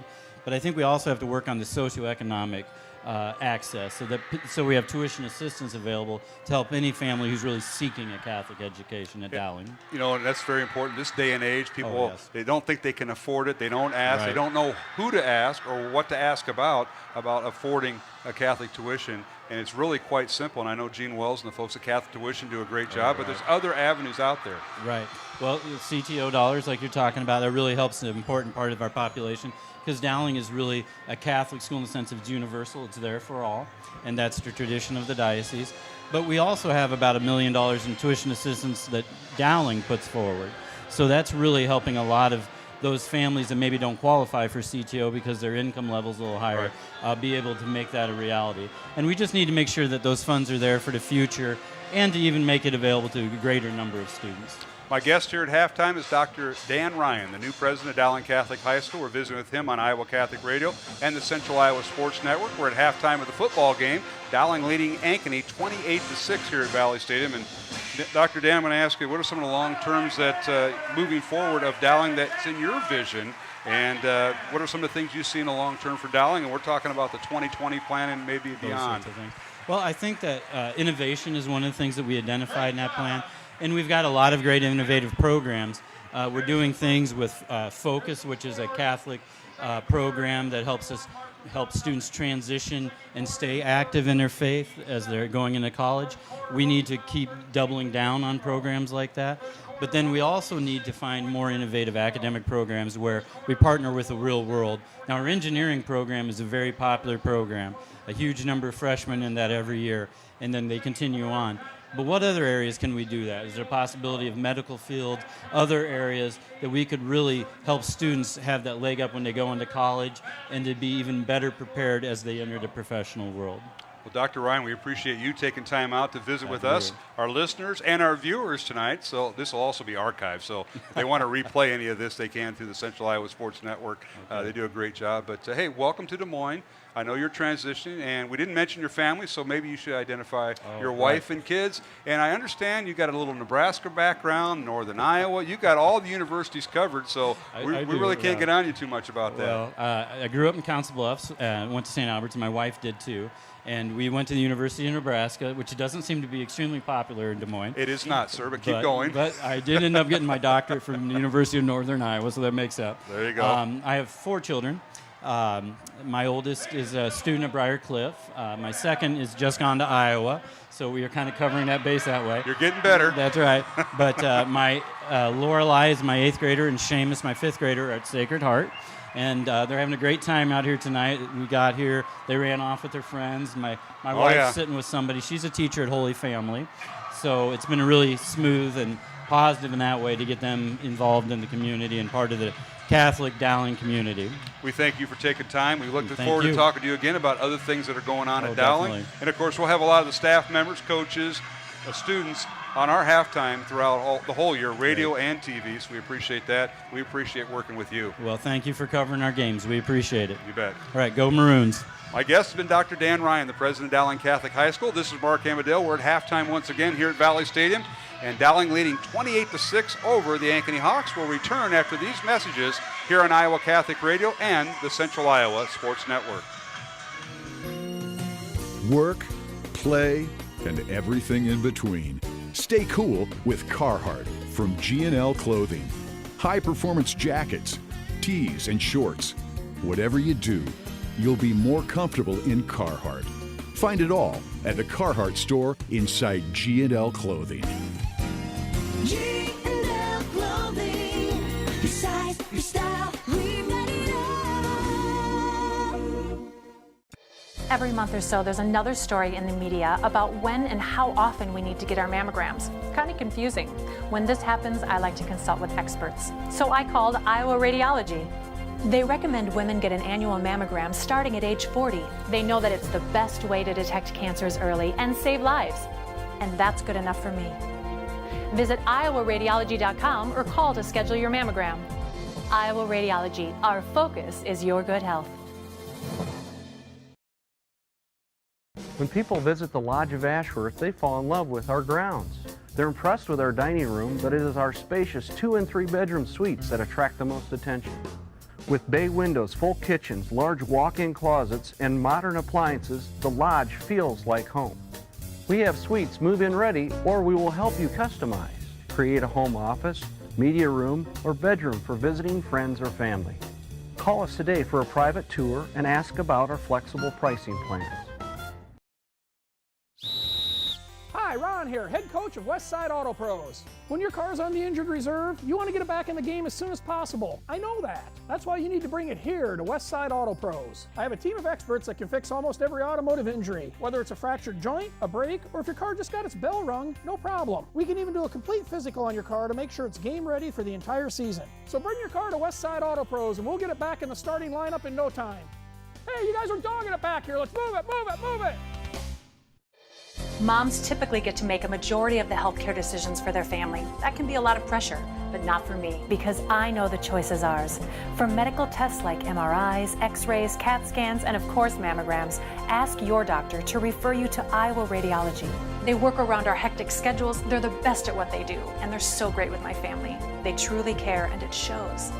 Visit iowaradiology.com or call to schedule an appointment. Iowa Radiology, our focus is your good health. Many times at the Lodge of Ashworth, new members come to us from their big, beautiful homes. They find our spacious 2- and 3-bedroom suites to be an ideal fit. We have a limited number of these larger and penthouse-style suites, perfect for the retiring executive style living. We have suites ready for immediate move-in, or we can help you customize. The Lodge of Ashworth is all-inclusive, no surprise additional fees or upcharges. Call us today for a private tour and ask us about our flexible pricing plans. By one, and then back with 4:13 remaining, the ensuing possession. Dowling 3 plays and 80 yards. Sam Ngoli, a 64-yard touchdown reception from quarterback Blake Clark. Extra point was good. Dowling extends its lead to 14-6, and the Maroons cap on 2 more in the second quarter. Blake Clark on a 48-yard run, capped off a 7-play, 93-yard drive, making the score 21-6. And then with 1:45 remaining in the half, Jason Murray on a 3-yard run. The extra point was good by Riley Schmidt. He made all of his extra points tonight for Dowling, and the Maroons lead it 28-6 here at halftime. That's the recap of the score, and let's go back down on the sideline, and that is where John Chido, one of the 8th grade coaches in the Dowling program this year, that is new this year, 8th grade team, and we'll go down to Johnny on the sideline. Johnny? Yeah, we're getting excited we can't wait till our first game. I'm standing here with the head coach right now, and we were just talking a little 8th grade football. Well, you can go right ahead and interview Coach Kuhn if you want. He's a former CIML coach. You asked him a great question. Coach, what do you think of first-year 8th grade football? Well, you know, I think it's fantastic bringing all these boys together and learning the Dowling Catholic system from the ground up. Nothing against our feeder program, CFL, but they're learning the Dowling way, team first all the way. I can't agree with Coach Moore. Well, we're excited for it. We're now finally part of Dowling. It's just an exciting thing.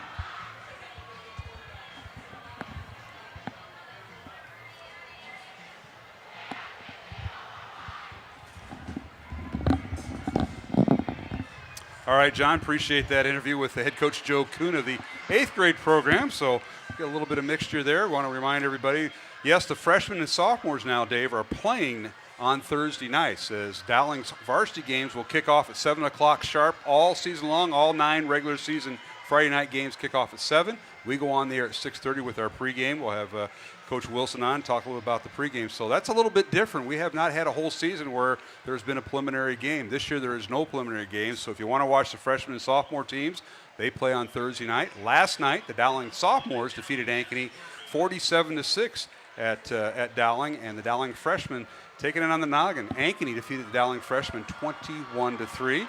And, of course, you just heard the 8th grade coaches. Yes, 8th grade is now part of high school and high school football here in Des Moines area. And the Dowling 8th grade team will be in action right after Labor Day. So that's kind of a recap. And, Dave, I know you were at one of those games last night, and right. you were at the game where the Maroons weren't successful. But my grandson plays on the freshman team, so I'll be following them this year. Yes, and, you will. Claude does a nice job with his staff down there, and he does a great job developing these kids. And, you know, I've worked with these younger kids. I worked with sophomores for years, and freshmen are the same. That you really got to develop more than just the football aspect of it. You got to really teach them what Dowling is all about and what it means to be a member of not only the Dowling football team but the Dowling community.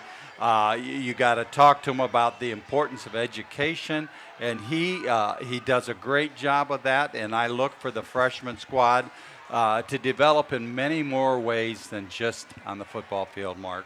All right, we're at halftime here at Valley Stadium. We're going to take a 2-minute break and return with the start of the second half. It's Dowling 28, Ankeny 6, alongside Dave Marcouley. I'm Mark Amadeo, and you just heard from John Chido on the Dowling sideline tonight. The second half is coming up here on Iowa Catholic Radio. I opened the hearing clinic to offer patients and their families a positive healthcare experience. If you have trouble hearing clearly at church, at the movies, watching TV, or with your friends and family in a group conversation, what are you waiting for? In less than half an hour, we can give you peace of mind and answer any questions that you may have. Call us today to schedule your appointment. The Hearing Clinic, 515-440-3323. We listen, you hear. Why do I look for the seal?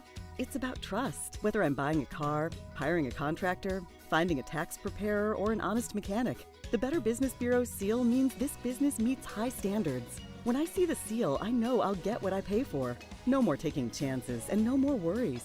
And I feel good about supporting local businesses. My life is so much easier knowing I can always trust BBB accredited businesses. It pays to look for the seal. See for yourself at bbb.org/Iowa. I opened the hearing clinic. Work, play, and everything in between. Stay cool with Carhartt from G&L Clothing. High-performance jackets, tees, and shorts.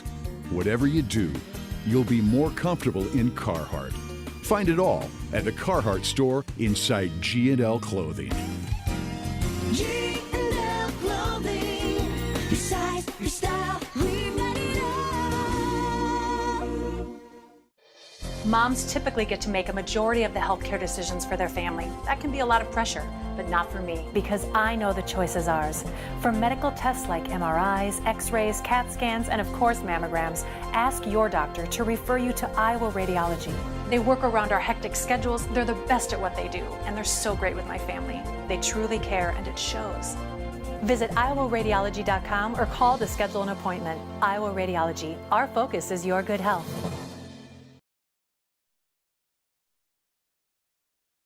Stadium we're about ready to get the second half underway. Riley Schmidt will kick off for Dowling, and he does, and he boots it in the end zone. And did it go out of bounds? It went out of bounds, and they're saying it's a touchback. 1st and 10 will be Ankeny's football from their own 20-yard line. Ankeny trailing 28-6 to Dowling Catholic, as the Maroons had quite a few yards at rushing at halftime.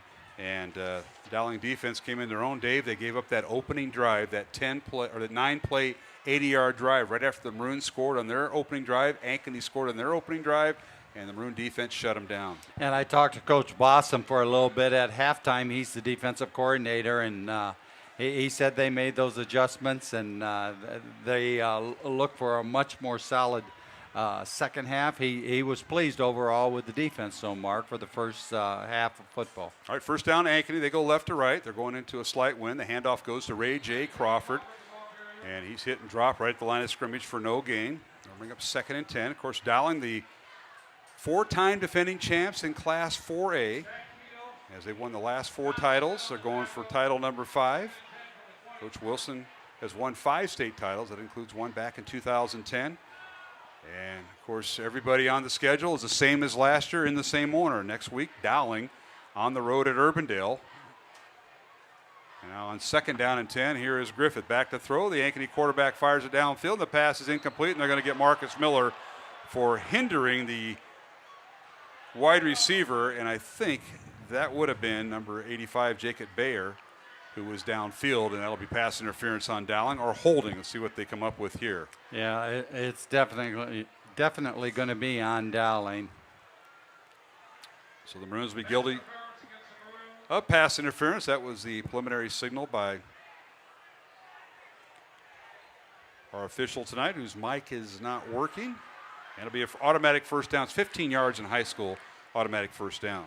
Well, I got mixed feelings on that, Mark. That was a close one. Probably could have gone either way. Ask Ankeny, it was pass interference all the way. But, boy, that was close. Anytime there's a little bit of contact. Yep. And if you impeded the receiver, and that's what Marcus apparently did. So it's 1st and 10, Hawks on their own 35. Dowling leads it 28-6 here on Iowa Catholic Radio and the Central Iowa Sports Network. And now Griffin on the play option read, keeps the ball, runs around right end, gets out of bounds right about the 41-yard line. He'll pick up 6 yards for the Hawks. Quarterback is Max Griffin. This is his first game as a quarterback.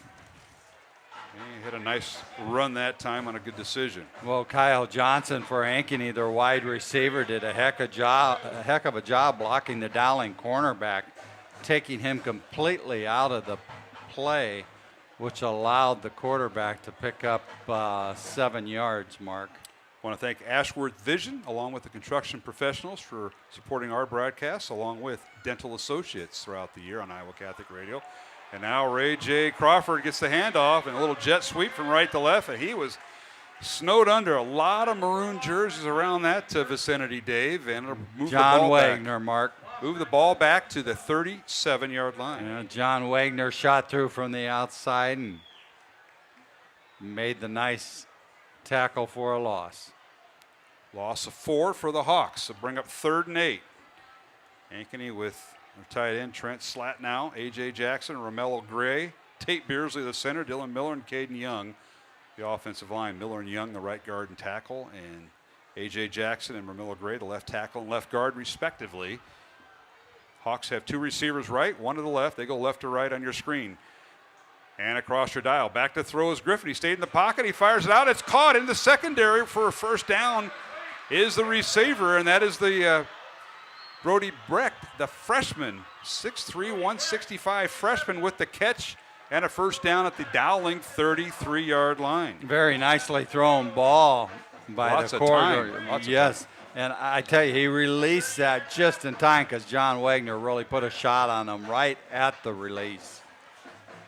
30-yard reception for the freshman, Brody Brecht, from quarterback Max Griffin. And Ankeny now in business at the Dowling 33-yard line. Out of the pistol formation, the give is to Ray J. Crawford, and he gets down to the 30-yard line before he's stacked up for a gain of 3. Mitchell Riggs again on the tackle mark. Nice job by Mitchell. He's really rock solid in the center of that Dowling defense. The Hawks moving the football as Ray J gains 3 yards. It brings up 2nd down and 7 for Ankeny. 2 receivers left, 1 to the right. Quarterback is Max Griffith. And he surveys the Dowling defense. He has Ray J Crawford to his right. Back to throw is Griffith. He fires in the end zone. He's got a man, and the ball is incomplete. Stepping in front of the pass is Marcus Miller. And Marcus did a good job of staying in front of the defender instead of behind him where he got the pass interference penalty last time. The intended receiver was Brody Becht. Yeah, he really did. He did a nice job reading the secondary or the receiver at first and then turning his head just in time to pick up the ball. Very nice coverage. Correction, it was number 15, Kyle Johnson, who was the intended receiver for Ankeny. 3rd and 7 for the Hawks on their own 30-yard, on the Dowling 30, and read option. They give it to Ray J. Crawford, and he's up near a 1st down. They say they got it at the 22-yard line, a gain of 8. Little inside handoff, the inside read, Dave, and he went right up over center and right guard, and Ankeny with a 1st down by Crawford. Yeah, line of scrimmage did a really nice job maintaining leverage on the defensive line of Dowling to open up that hole. Linebackers couldn't get there quite quick enough. Ankeny has taken the opening kickoff here in the second half and has had the ball for just about 3 minutes. They start at their own 20, and they get down to the Dowling 22. And here is Griffith on the inside handoff to Crawford. And this time John Wagner right away. This time he's stacked up and driven down. You mentioned John Wagner on the stop, and he had a few other maroon shirts around him back at the 23-yard line, a loss of 1. Yeah, Wagner coming in from the outside. I don't understand why no one touched him. Maybe whoever was supposed to didn't want to because he's so big and tough. Wagner did a great job on that play. All right, 2nd down 11 for Ankeny. Receiver in motion is Kyle Johnson. Back to throw is Griffith. He's flush in the pocket. He's got Riggs chasing him. He dumps it out of bounds, incomplete. As Riggs and Zach Stacy were chasing him down, and finally Max had to unload it for the Ankeny offense, pass incomplete. And John Smith also coming. Dowling brought the house on that one and forced him out of the pocket and forced him to throw the ball on the run, which he probably wasn't prepared to do. Well, Ankeny, like Dowling, gets all their signals called in from the sidelines. They do not huddle. On the offensive side, they don't huddle. These kids don't know what a huddle is, Mark. If you'd use the term, they'd have to look it up. That's right. 3rd and 11. On the read option, they give us to Crawford. He stood up at the 20-yard line, and Riggs has him and wrestles him down for a gain of 3, and will bring up 4th down. Mitchell Riggs again on that solo tackle. Mitchell Riggs is a senior, 6'2", 225-pound. He's a Mike linebacker, and he is the anchor of those linebackers. He's one tough football player. All right, it's 4th and 8 for Ankeny, and they're going for it. Line of scrimmage, the Dowling 20. As the Hawks have now went 60 yards on this drive with 2 receivers left. Now they look to the sidelines as they check down. Crawford in the backfield. Quarterback is Max Griffin. Crawford stays to his left. Here's a snap out of the shotgun. Griffin steps up in the pocket, wants to run, and now being chased and gets inside the 10, gets inside the 5. He's going to go in for the touchdown. Boy, he zigged and zagged and scored from 20 yards out, and no penalty flags down. So Ankeny now takes the opening possession of the second half and goes 80 yards on the drive. You know, you just got to say it. That was a heck of a run by Max Griffin at quarterback for Ankeny. As you said, Mark, he really ran the ball and found the holes and broke when he needed to and went upfield into the end zone for the touchdown. 11 plays, 80 yards on the Ankeny drive. The extra point now will be a 2-point conversion, apparently, as Griffin will stay in and play quarterback. 1 receiver to the right, 1 to the left. Now they'll shift over and get into a bunch formation to the right. Griffin now will go out of the shotgun. Man in motion as a tight end. Griffin with the ball, wants to run, and zigs and zags and gets near the goal line, but finally brought down at the 1-yard line. So the 2-point conversion is no good. So the score remains Dowling 28, Ankeny 12. We come back, we'll go down to the sidelines with John Chido and get a report on this last drive. Dowling leading 28-12 with 7:33 remaining here in the third quarter on Iowa Catholic Radio here and on the Central Iowa Sports Network. Many times at the Lodge of Ashworth, new members come to us from their big, beautiful homes. They find our spacious 2 and 3 bedroom suites to be an ideal fit. We have a limited number of these larger and penthouse style suites, perfect for the retiring executive style living. We have suites ready for immediate move-in, or we can help you customize. The Lodge of Ashworth is all-inclusive, no surprise additional fees or upcharges. Call us today for a private tour and ask us about our flexible pricing plans. This is Iowa. And here, we don't just dream of a better tomorrow, of a smarter way to do business or live, of perseverance and progress. We inspire it in others. We challenge the conventional, reimagine what it means to be better, and then dare ourselves to make it great. This is Iowa. And here, we don't just dream, we make history. This is...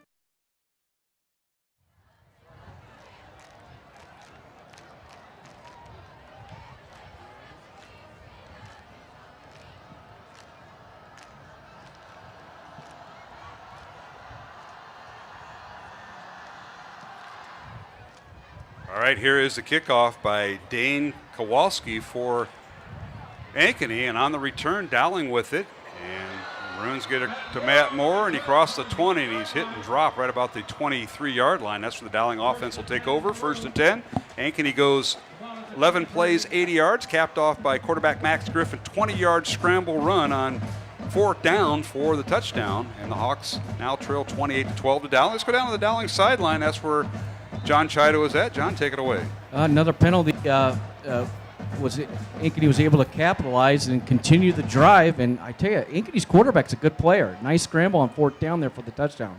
Yeah, he's doing a nice job. You're right, John. His first varsity start. Now here's Dowling with the ball. Blake Clark on the quarterback keeper, and he's wrestled down at the 30-yard line, but the Ankeny defender moved him upfield near a 1st down. I think he got it, Dave, as a little help from the Ankeny defense. They spun him around for a 1st down up to the 33-yard line. What happened on that play is Mitch Goff from his left guard position pulled around, looped up to the other side. Blake Clark got in his hip pocket and just followed him. Clark a 1st down, and now on 1st and 10, handoff goes to Jason Murray. He's carrying the football, turned the corner, keeps his legs moving, piles over players, and finally wrapped up. And he's got a 1st down as he turned the corner at the 45, and he gets up to the Dowling 47-yard line, a 14-yard run for Jason Murray. And he's able to break quite a few tackles with his speed and his quickness. They just can't get a good grip on Jason Murray. So Murray, a 1st down, carries for a 1st down. We'll give him 15 yards on the carry. And 1st down Maroons from their own 48. Clark inside handoff, Jason Murray, and he's in the secondary. Down at the foot race to the far sideline. 10-5 touchdown, Jason Murray. Dave, that was from 52 yards out, and Jason got tremendous blocking up front. We can't forget that, with Hagan at center, Curtin at right guard, and Mitch Goff the left guard, Nank and Alger the tackles, and either John Wagner or Spencer Smith at tight end. He used all those tools to his advantage. Yeah, he found that hole on the right side and instantly turned on the jets. And Mark, once he gets free, you are not going to catch him. All right, Riley Smith in for Dowling to attempt the extra point. As the hold is by Blake Clark, and the extra point is up and good. So Dowling now extends its lead to 35-12 over the Ankeny Hawks with 6 minutes and 39 seconds remaining here in the 3rd quarter. We'll take a timeout with the score. Dowling 35, Ankeny 12 here on Iowa Catholic Radio and the Central Iowa Sports Network. Here's to everyone who believes in competition and good sportsmanship, who knows it's not about the trophies or the medals, but rather the lessons learned. For those who understand, it's not whether you win or lose, just that you give your best. So go ahead, lace them up, take the field, have fun, and play. For the experience, for the memories, for the love of the game. Shields.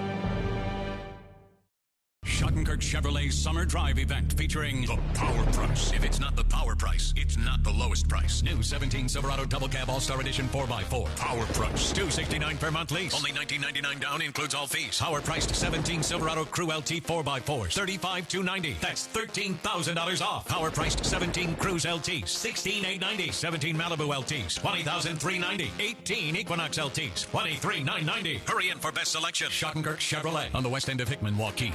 Schottenkirk Chevrolet.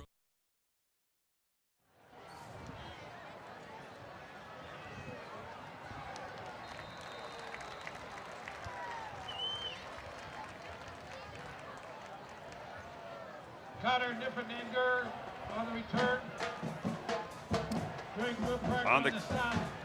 On the kickoff, Dowling with the, or rather Ankeny on the return. Connor Niffeninger was knocked down at the 22-yard line. That's where the Ankeny offense will start. 1st and 10, Dowling leading 35-12. Let's go down to John Chido on the Dowling sideline. Johnny? Once again, that ISO power play with Greg Hagan and Levi Hummel that time playing fullback. Nice block on the nose, and boom, Jason Murray is off to the races.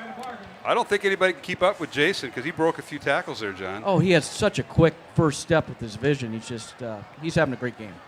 All right, Ankeny now with the first down from their own 22-yard line. The Hawks trail 35-12 to Dowling, and they go to their tailback, Ray J. Crawford. Goes from his own 22, and he may have gotten up to the 26 before he was pushed back. Dowling defense surrounding him there, Dave, and making the stop.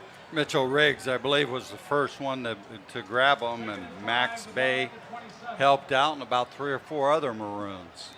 That's a name you said quite a bit tonight, Dave. Mitchell Riggs. Yep, he's having an outstanding game. I think we're going to be saying his name all year. All right, 2nd down 5 for Ankeny. Now Griffith fires the ball downfield, and he overthrows the intended receiver. Incomplete, as Drew Hill was the intended receiver, and a nice, strong tackle that time by the Dowling secondary. Jack Bertram on the coverage that time, Mark. So the Hawks will now have a 3rd down and 5 from their own 26-yard line. I want to thank the fine folks at Two Rivers Glass and Door, the Catholic Tuition Organization, R&R Realty, and the St. Gregory Retreat Center for their support of Iowa Catholic Radio. And of course, the Dowling offense tonight has been in the red zone a few times. Well, they went right through the red zone, and we want to thank Bozeman for their support there. And now a pass play by Ankeny on 3rd and 5, and the pass is caught by Connor Niffeninger. Niffeninger kind of running a little post pattern, Dave, and he got behind the secondary and right in front of the defensive back, and a 1st down Hawks at their own 46. Gain of 20. Boy, that was a nicely thrown ball, because did he take a shot from a Dowling lineman on that play? The quarterback, Griffin, you're referring to? Oh, that'll wear on you. Hawks with 2 tight ends, 2 receivers left. The motion man is Kyle Johnson, and now here is Griffin. He'll keep it, runs the option to the left, pitches to the left, throws it behind his ball carrier, behind the pitch man. That's Drew Hill, and Hill had to go back and get it. And I'll tell you what, Drew did a nice job, a la John Wagner, on a reception earlier tonight for Dowling. Hill did a nice job of going back to get it, but he loses yardage back to the Hawk 43, a loss of 3. That's because Drake Ruprecht just did an outstanding job of playing off the block of the receiver, who was blocking him quite well. But he played off that block and made the tackle. Great job by Drake. 2nd down 14 for Ankeny. They trail 35-12. Back to throws. Griffin, and the pass is nearly intercepted. He was Mitchell had one, I believe. That was. Oh, boy. He's going to see that in his dreams tonight. Well, they'll replay that in the film session. Yeah. As he nearly had it. And I think that was Brandon Wechter, who nearly had it over there. But pass is incomplete. The Maroons had an opportunity for an interception. And Ankeny now lives another day. It's 3rd and 14 for the Hawks. They'll split 3 receivers out to the right, 1 to the left. The tailback is Crawford in the backfield, and now Coach Nelson wants a timeout. We'll take one ourselves. 4:55 remaining 3rd quarter. Dowling leads at 35-12. Back in 1 minute on the Iowa Catholic Radio Network and the Central Iowa Sports Network. Every month or so, there's another story in the media about when and how often we need to get our mammograms. Kind of confusing. When this happens, I like to consult with experts. So I called Iowa Radiology. They recommend women get an annual mammogram starting at age 40. They know that it's the best way to detect cancers early and save lives. And that's good enough for me. Visit iowaradiology.com or call to schedule your mammogram. Iowa Radiology, our focus is your good health. When people visit the Lodge of Ashworth, they fall in love with our grounds. They're impressed with our dining room, but it is our spacious 2- and 3-bedroom suites that attract the most attention. With bay windows, full kitchens, large walk-in closets, and modern appliances, the Lodge feels like home. We have suites move-in ready, or we will help you customize. Create a home office, media room, or bedroom for visiting friends or family. Call us today for a private tour and ask about our flexible pricing plans.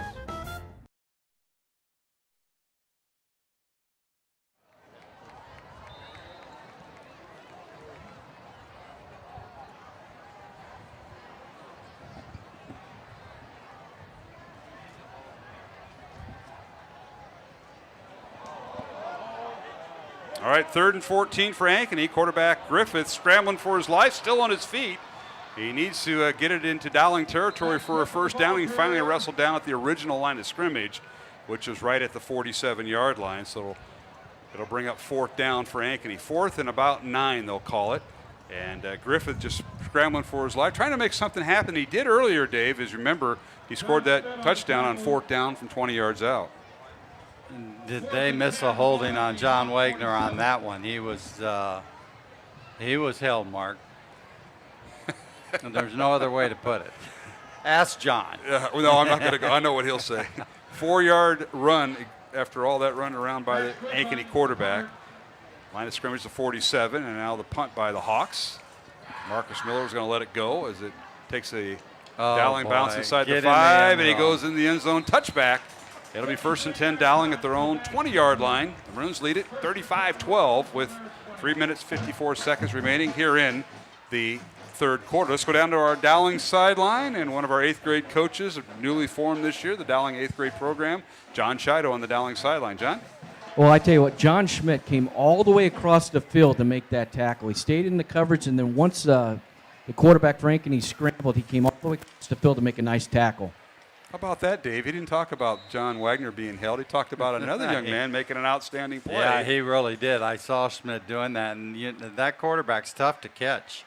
He gets going, and you never know where he's going to end up. John Schmidt, number 25, the 5'10", 195-pound senior rover in the Dowling defense is who Mr. Chido was talking about. First down Maroons, 3:54 remaining, and now Clark, little swing pass right side, caught, and then getting back to the line of scrimmage was the ball carrier, or the receiver that time, and that was Zach Roaring. That's his first catch of the season.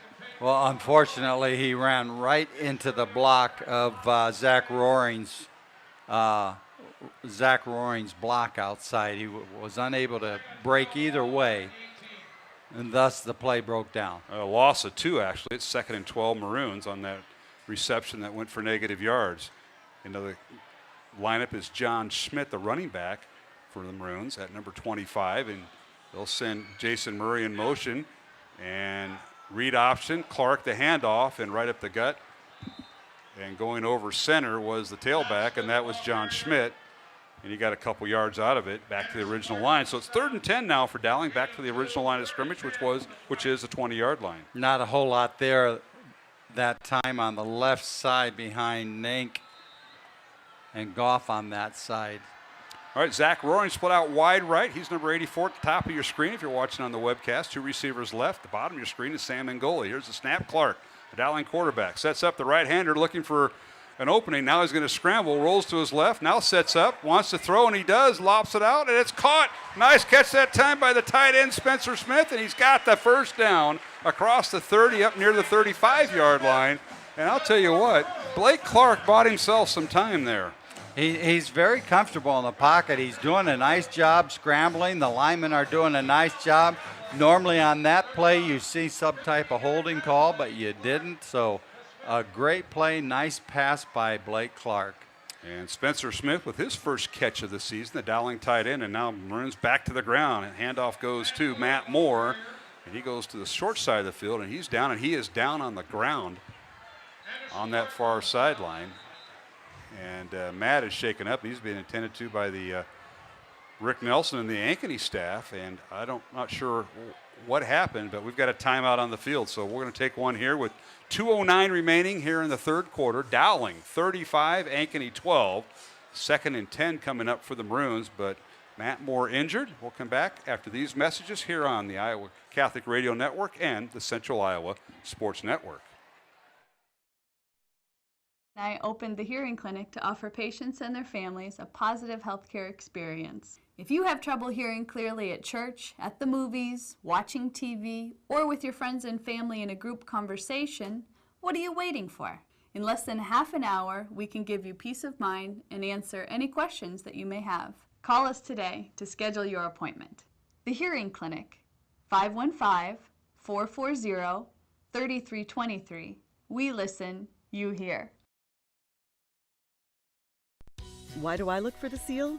It's about trust. Whether I'm buying a car, hiring a contractor, finding a tax preparer, or an honest mechanic, the Better Business Bureau seal means this business meets high standards. When I see the seal, I know I'll get what I pay for. No more taking chances and no more worries.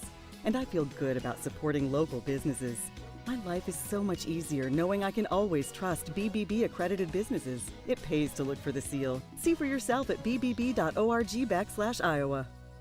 Why do I look for the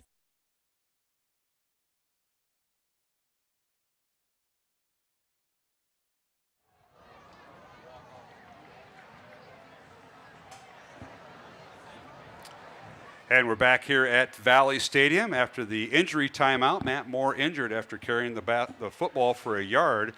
Goes out of bounds near the Ankeny sideline, and it looks like that left leg is, as they're helping him off the field with the Dowling training staff, that left leg is injured. Let's go down to the Dowling sideline, and that is where John Chido is at. John, give us an update. Well, it's Matt Moore that was injured on the play, and you're right, Mark. It is his left leg. Hopefully it's just a sprain, nothing serious. He's taking a little while to get off the field here, so I hope it's nothing too serious.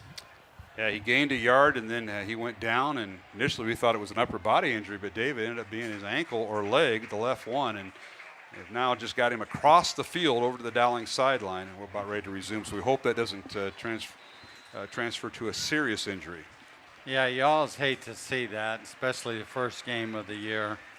All right, Moore did pick up a yard in the play, so it's 2nd and 9, Dowling from their own 36, Dowling 35, Ankeny 12. Little swing pass, Jason Murray with the catch. He bobbles it and now breaks a tackle at the 40. First down at the 50, and he finally steps out of bounds near midfield. They're going to spot him down at the 49 of Ankeny on the reception, a 15-yard reception by Jason Murray. Nice hands there. He bobbled initially and then fought his way through it. He did bobble it, and you think that would slow him down a little bit, but he just didn't miss a beat, kept going down the sideline. Nice first down. At the Hawk 49-yard line is where the Dowling offense is. Blake Clark has went the distance at quarterback, has had a phenomenal day. Pistol formation, and they give the Murray right up the middle, and Jason finally hit and dropped at the 47-yard line, gain of 2, and Ankeny gets their defensive lineman and linebacker involved with that play, and number 67, Austin Espino, makes the stop. Yeah, Ankeny defensive lineman made a great play on that one, bringing the Dowling ball carrier down, going right up the middle. Not much of a pickup at all, maybe a yard, Mark. All right, Zach Royne at the top of your screen as a wide receiver, one of 3 at the top, and now they're going to run left side. Quarterback draw, and Clark is hit at the 45 and driven back. He'll stay in bounds for a gain of 3, and he'll bring up 3rd and 6 for the Maroons at the Hawk 45. That time Blake followed Jason Murray up the hole. A few plays earlier, he followed Mitch Goff at 265 pounds. I think he'd rather follow Mitch Goff, Mark. Much bigger, solid blocker.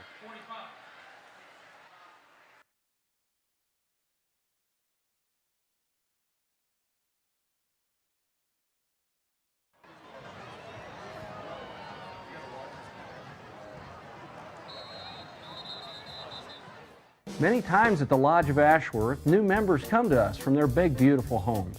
They find our spacious 2- and 3-bedroom suites to be an ideal fit. We have a limited number of these larger and penthouse-style suites, perfect for the retiring executive style living. We have suites ready for immediate move-in, or we can help you customize. The Lodge of Ashworth is all-inclusive, no surprise additional fees or upcharges. Call us today for a private tour and ask us about our flexible pricing plans. This is Iowa. And here, we don't just dream of a better tomorrow, of a smarter way to do business or live, of perseverance and progress. We inspire it in others. We challenge the conventional, reimagine what it means to be better, and then dare ourselves to make it great. This is Iowa. And here, we don't just dream, we make history. Here's to everyone who believes in competition and good sportsmanship, who knows it's not about the trophies or the medals, but rather the lessons learned. For those who understand, it's not whether you win or lose, just that you give your best. So go ahead, lace them up, take the field, have fun, and play.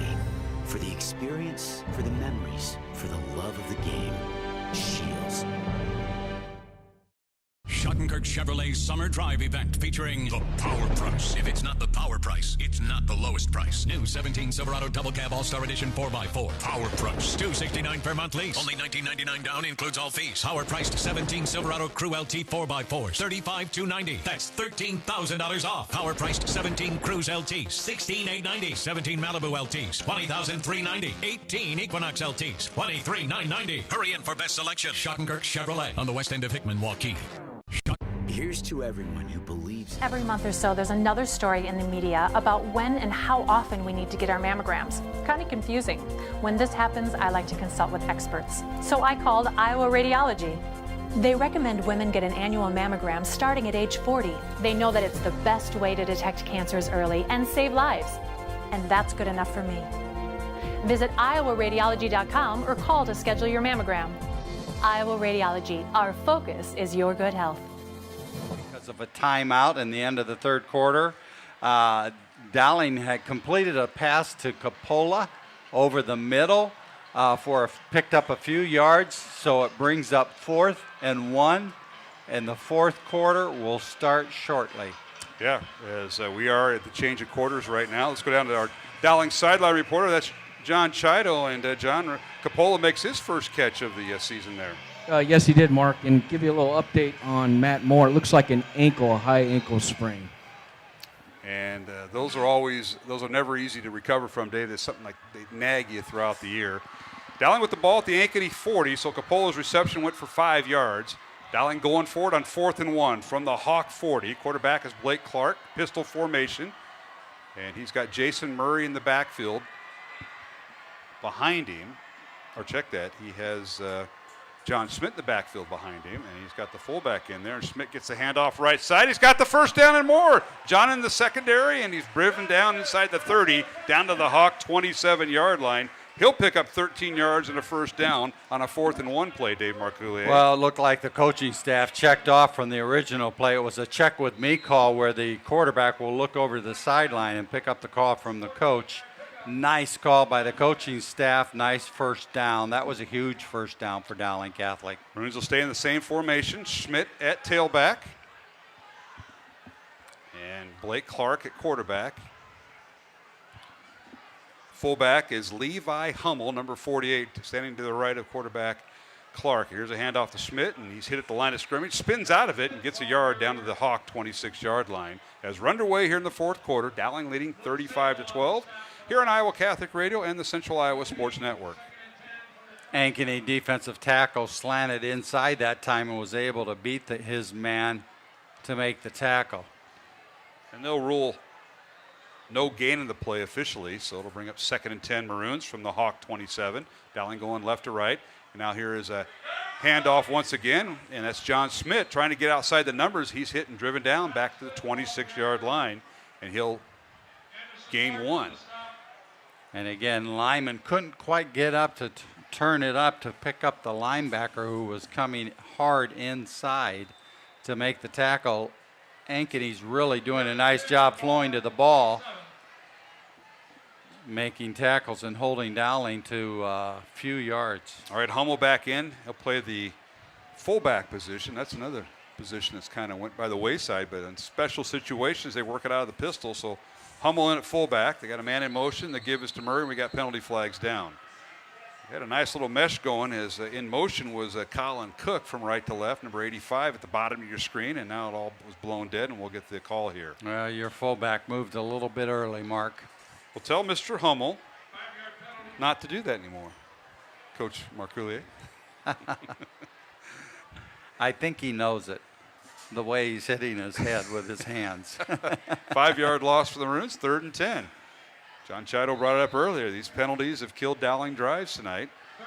They've come out of a couple of them, but some of them have just halted drives. 3rd and 15 now for the Maroons at the Ankeny 32. Clark out of the shotgun. He's going to keep the football as they had everybody spread out. 3 receivers left, 1 to the right, and he ran right over center. And Ankeny did not fall for that at all. There was just absolutely nothing inside. And not a good drive by Dowling. A 2-yard run for the Maroons up to the 30-yard line. Dowling's going to let the play clock wind down. It's 4th and 13. And the Maroons are going to go for it. They're going to bring in Sam Ngoli, number 8. He's at the top of your screen. 17 seconds left in the play clock. Clark on 4th and 13, Dowling at the Ankeny 30. Here's the snap. Clark back to throw, goes over the top. The pass is caught. First down, and that is Charlie Johnson with the catch. And he gets inside the 15. They're going to spot him down right about the 10-yard line. First down, and first time Charlie's caught the ball this year. Well, very nice call by the Dowling coaching staff. That was basically man-on-man coverage. You had the split receiver out, and the cornerback had him, and the free safety had to pull over to take the next man in.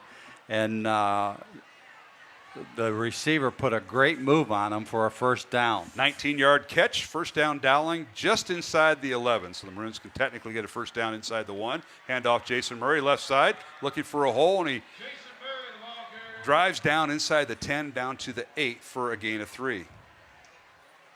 A little bit slower getting to that hole that time. Not quite as big of hole as he would like to see. Brings up 2nd and 8.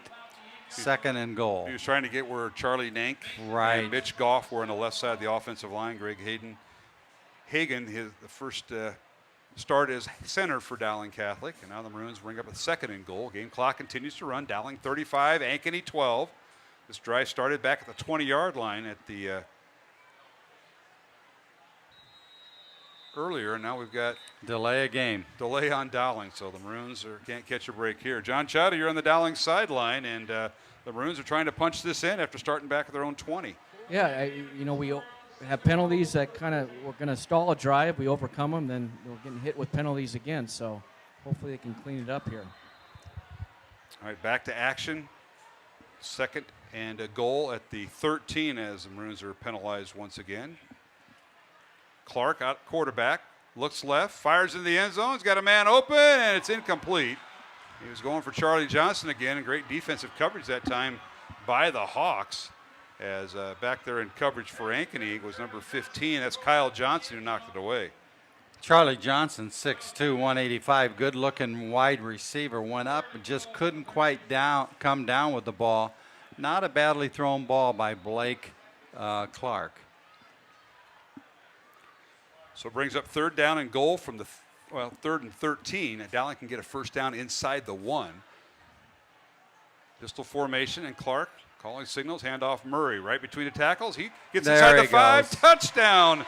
Jason Murray, like a shot out of a cannon, Dave, went right through the line of scrimmage. All the linemen had everybody accounted for.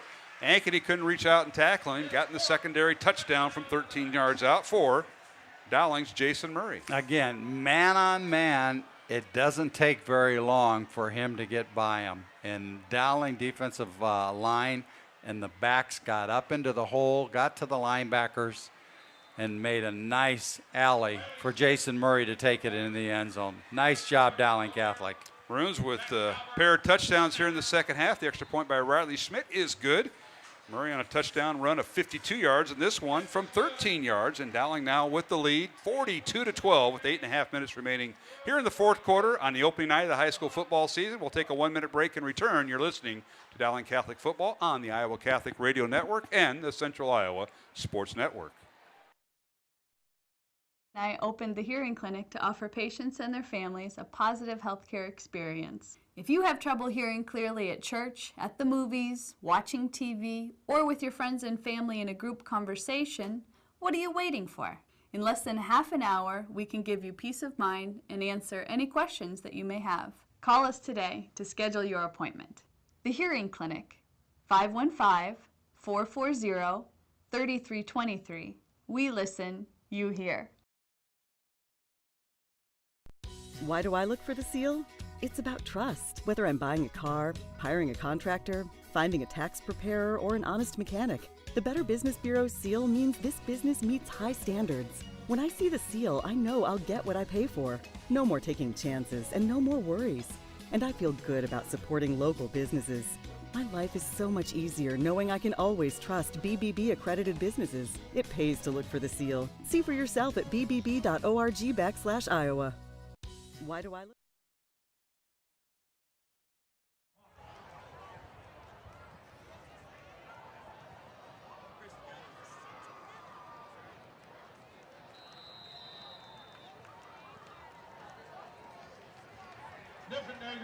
All right, Connor Niffinger on the return for Ankeny after the Dowling touchdown. And the Maroons lead it 42-12 here on Iowa Catholic Radio. Mark Amadale, Dave Marcouli capping off a Dowling drive of 15 plays, 80 yards. And let's go down to the Dowling sideline. That's where John Chido was at. John, they overcame penalties during that drive. Yes, they did, Mark. And once again, behind that offensive line, pulling guard there, Rich Goff, Greg Hagan, Charlie Nank, Levi Hummel in the two-back set, and Jason Murray found the hole and was able to get in the end zone. Unfortunately for Dowling, the injury to Matt Moore during that drive, injuring his left leg, and as John mentioned, maybe a high ankle sprain out of that, and he'll be obviously not available tonight. But first down play for Ankeny. They fire it downfield. The pass overthrown, incomplete. Brings up 2nd and 10 for the Hawks. Their own 22-yard line, Dave. And Ankeny has a new quarterback in, Mark, number 16, Hayes Gibson, who's just a sophomore, listed as a sophomore. Yeah, and Max Griffin, the junior who started tonight. We got a couple of earning some depth at quarterback, and now Gibson hands it off to Ray J. Crawford, and he's hit and driven back. Got as far as about the 23 before he was driven down. That was Mitchell Riggs again. Just a bear hug on him, and boy, what a game Mitchell Riggs has played. If he gets better and better every game, watch out. Updated scores, Iowa City West leading Southeast Polk 20-17 over in Pleasant Hill this evening, and Roosevelt leading Lincoln 20-6. I don't think those are finals. And now Hawks with a quick pass. It's incomplete. So he goes 0 for 2. Hayes Gibson, 6'1", sophomore, 175 pound. He is the backup quarterback to Max Griffin, who went most of the way. 7:35 remaining here in the fourth quarter. Dowling leading 42-12, and a 4th and 9 now for the Hawks here, Dave. And brings up 4th and 9 already. Punting situation. Dowling should have excellent field position. And Waukee leading Urbandale 22-7. I'm not sure what quarter that's in. Fourth quarter, all right. Now here's a punt and a loose football, and recovered by Dowling. I think that was Cook back there for the Maroons, who on punt coverage. Number 85 is Colin Cook, the junior, listed as a wide receiver.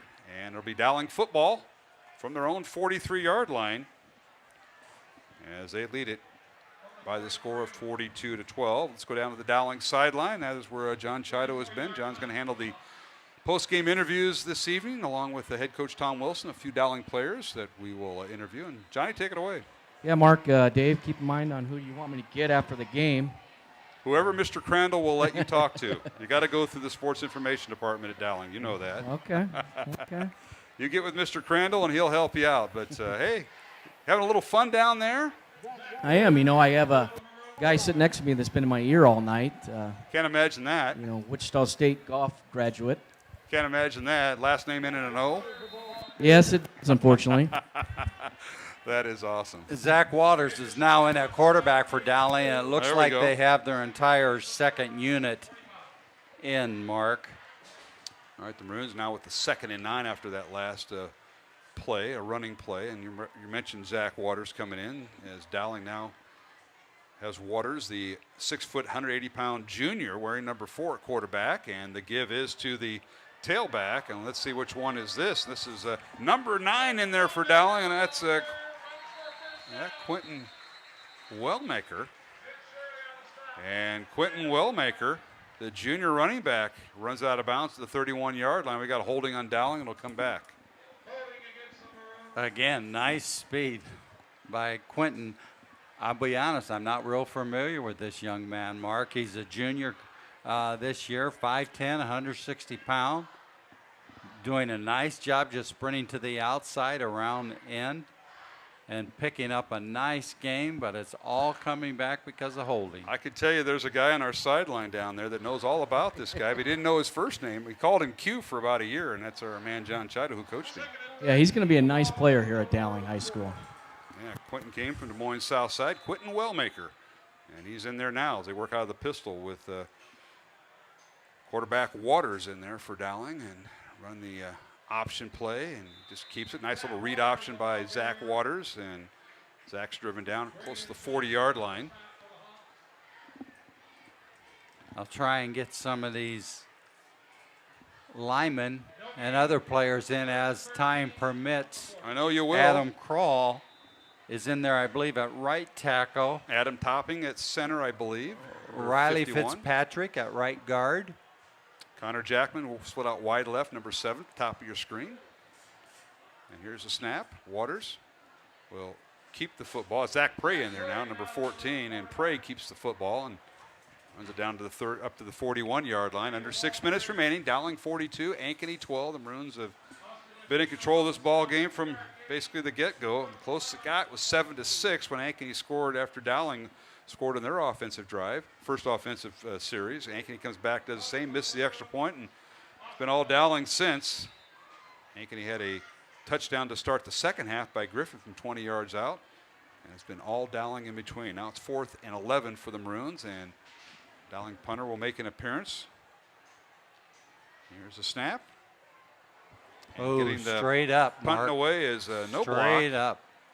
Wow. And it goes out of bounds right about the 40-yard line. So with 5:19 remaining in the fourth quarter, Dowling leading 42-12. Reminder, on our post-game show, we'll have interviews from a couple Dowling players. Dave, I guess you and I are going to make that decision, and we'll let John know who to corral and talk to. Tom Wilson will join us, Dowling football head coach, and got a couple players you got in mind, maybe one offense, one defense. Well, but, you know who I'm going to pick on defense. Mitch Riggs. Goff. Oh, or Riggs, yes. Mitchell Riggs. Yes, absolutely. All right, 5:19 remaining, and now the Ankeny offense on the field in this changed possession as Dowling gets a player in there, and that's Nate Collins playing the nose tackle, number 52, who just got on your screen if you're watching on TV. So the Hawks have it, 1st and 10 from their own 40. And quarterback for Ankeny is number 16, Hayes Gibson. And you got to play that last series. Runs the read option, gives it to his tailback. And he gets it up near midfield. Nice run that time for Gavin Smith. Aston Brown, I believe, in on the tackle that time, Mark. Ankeny with a second and a short one at their own 49. Both teams getting players in. Gibson at quarterback for Ankeny. Hayes Gibson out of the shotgun. 2 receivers left. And the give is to Davis, or rather Gavin Smith, and Gavin gets the first down at the Dowling 46. Nice tackle that time by Malik McGregor. He's a senior, 5'8", 180 pounds. How about this score, fellas? Ankeny Centennial leading Johnston 8-6. Wow. How about that score? You think it'd be a high-scoring game? It's a low-scoring game. Of course, Ankeny Centennial on the Dowling schedule later on this season. And they are loaded this year, Yes, Mark. they are. But Johnston's giving them everything they want tonight. And that game is at Ankeny. Now we got a procedure call against Ankeny, or against Ankeny, and that'll back them up.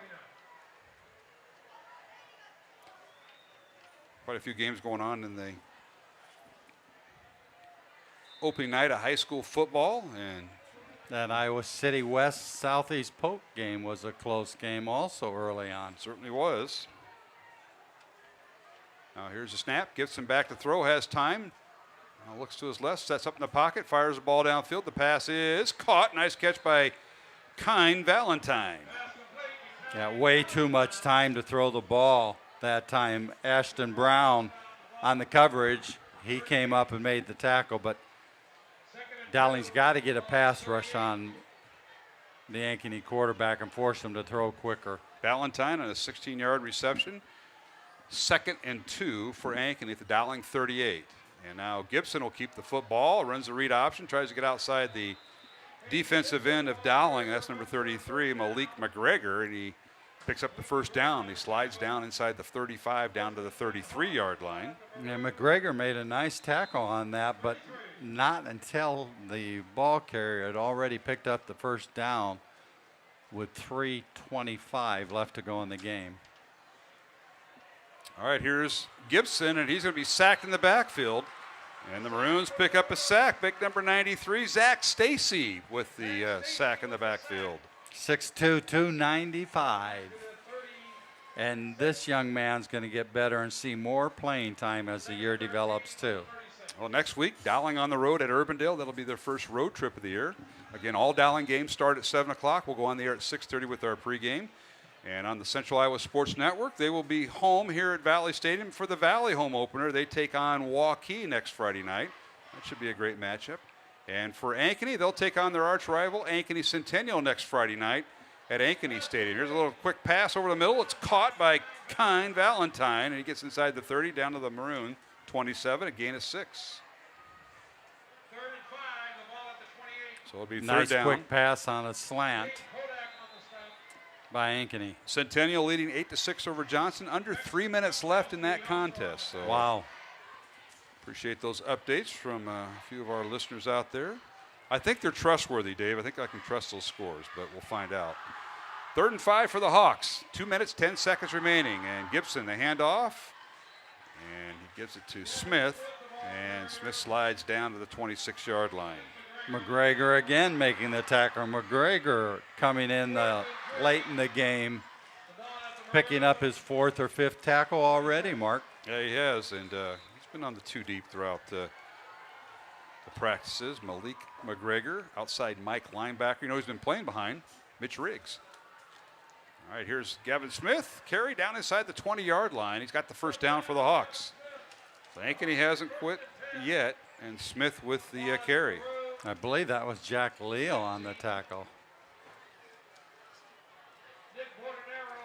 It was hard to see. Yeah, they called Bordenaro. They said Bordenaro made the stop. Did they? I'm looking through this glass that's doubled up, and it's tinted. And back to throws. Gibson fires the ball downfield. Caught at the 10-yard line. Ankeny with 1:20 remaining, trying to get in the end zone. And a nice catch that time by the Hawks. Yeah, they definitely have their hurry-up offense in here with 1 minute left in the 4th quarter. Now they want to get a score. There's Gibson back to throw, lobs it to the end zone. Got a man open, and it's caught and dropped. Had the touchdown, did Kine Valentine, but he dropped the ball. He had his man beat, and it was just a nice throw that time by Gibson. Yeah, he beat Quentin Wellmaker that time. And should have caught the ball for a touchdown. Well, there's only one person that doesn't know what his first name is. It's called Q. Q? Q. Mr. Chido can explain that when we turn his mic on here in a moment. And now penalty flags down procedure on Ankeny on a 3rd and 1 with 56 seconds remaining. Well, we'll go down to him now since we got a penalty here. They only called him Q, huh? But his name's Quentin. How about that, John? Mark, you knew his first name before I did. Quentin Wellmaker, and he's played on both sides of the ball. We saw him at cornerback here in this drive, John, and he was on the playing tailback on that last series for the Dowling offense. Yeah, he's a versatile player, playing two-way player. Play a little running back and cornerback for the Maroons. All right, 3rd and 6 as Ankeny's penalized 5 yards, and now Gibson fumbles the football and lands on it at the 20-yard line. So.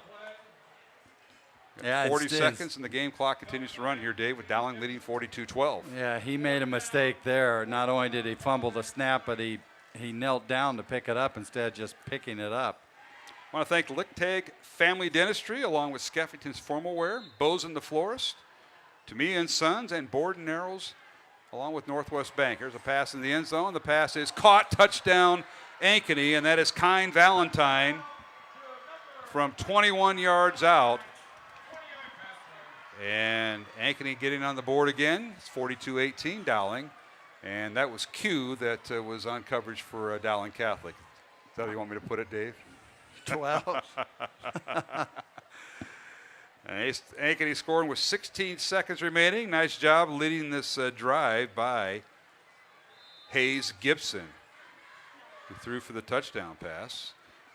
You know, his dad was an outstanding player for Ankeny, Iowa State, and the Detroit Lions, Dennis Gibson.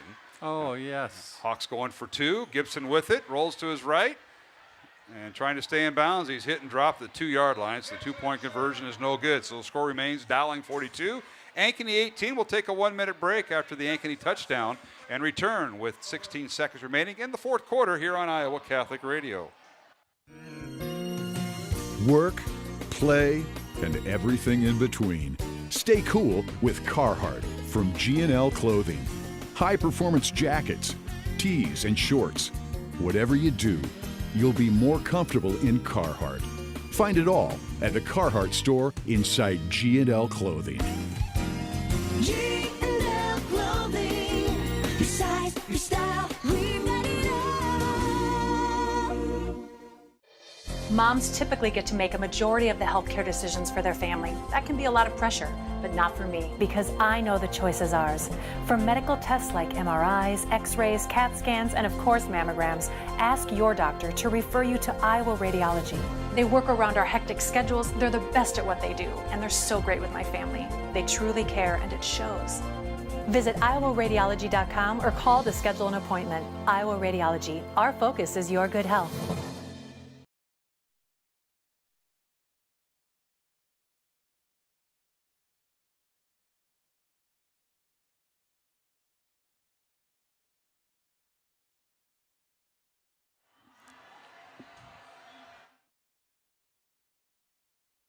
Kickoff by Ankeny, and high end over end. It's fielded at the goal line, and it's deep in the end zone, which means there'll be no run back for Connor Jackman for the Maroons. And 16 seconds remaining. Dowling leading 42-18. Mark Amadale, Dave Marcoulier. Opening night of the high school football season. Not bad weather. Maybe a jacket if you're outdoors. Sweating the oldies up here in the press box. Let's go down to the Dowling sideline. That's where John Chido's been throughout the night. And John, we gave you a few names maybe to consider for the interview, along with head coach Tom Wilson, but the Maroons going to come out on top tonight with the win in their first game. Yeah, a performance from Dowling considering the penalties and stuff, but you look back on 2 of the 3 touchdowns were started with penalties. So Dowling defense played well tonight, and the offensive line for Dowling and the running of Jason Murray, even Blake Clark. I mean, it's a nice first game. It certainly was, and that'll do it. Dowling takes a knee, and that'll do it. Dowling with the win, 42-18 over Ankeny. So the Maroons go 1-0 on the season. Ankeny falls to 0-1. The Hawks have their big rival game next Friday night. They'll take on Centennial at Ankeny Stadium. I believe Ankeny will be the road team, wearing white, and Dowling will move on the road. They'll be putting on their white uniforms, Dave. Dowling traveling to Urbandale, but Maroons enjoy a 42-18 win tonight. Dowling increased its halftime lead from 28-6, and Jason Murray a couple touchdown runs in the second half of 52 and 13 yards to seal the deal. Well, overall, I think the Dowling coaches would be pretty pleased. There were penalties they are not going to be happy with, but you look at the defense, and defensively, Mark, a couple breakdowns, but overall the defense played very well tonight, holding a real good Ankeny offense down under 20 points. And offensively, boy, there were a lot of new players in there, a lot of young players, and Blake Clark, first time at quarterback. I was very impressed with Blake, very impressed with Jason Murray, and those other running backs, Josh Smith. So I think the Dowling Maroons are really looked pretty good, doggone good for their first game.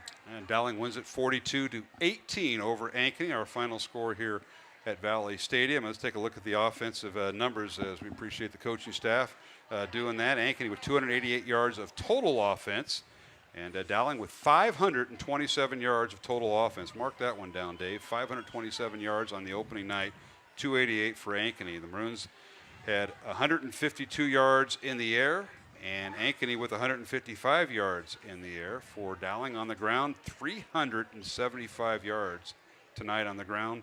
For Ankeny, 133 yards rushing. And penalties, the Maroons were penalized 7 times for 60 yards. That'd be something that'd be a concern for Coach Wilson. The penalties, Ankeny penalized twice for 10 yards. And individually, Blake Clark was 10 out of 14 passing for 152 yards, a touchdown, and an interception. Jason Murray carried the ball 17 times for 190 yards and 4 touchdowns. How about that for the opening night for that young junior? Blake Clark, 13 carries, 170 yards and a touchdown. And Matt Moore, before he was injured, 5 carries for 44 yards. For Ankeny, their quarterback Griffin went 4 out of 10 passing for 105 yards. And Griffith carried for 56 yards. He was the leading ball carrier for the Maroons. So that's it. Dowling with 527 yards of total offense, and Ankeny with 288. We'll take a timeout and go to our post-game show following these messages. The final score, Dowling 42, Ankeny 18, here on Iowa Catholic Radio. This is Iowa. And here, we don't just dream of a better tomorrow, of a smarter way to do business or live, of perseverance and progress. We inspire it in others. We challenge the conventional, reimagine what it means to be better, and then dare ourselves to make it great. This is Iowa, and here, we don't just dream, we make history. Here's to everyone who believes in competition and good sportsmanship, who knows it's not about the trophies or the medals, but rather the lessons learned. For those who understand, it's not whether you win or lose, just that you give your best. So go ahead, lace them up, take the field, have fun, and play. For the experience, for the memories, for the love of the game. Shields.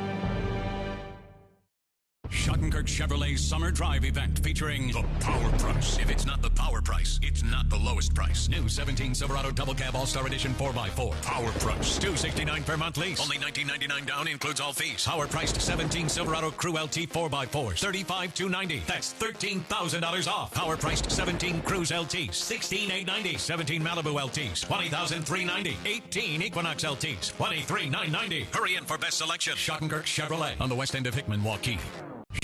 Why do I look for the seal?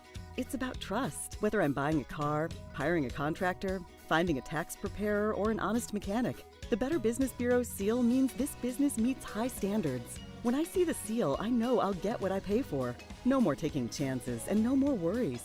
And I feel good about supporting local businesses.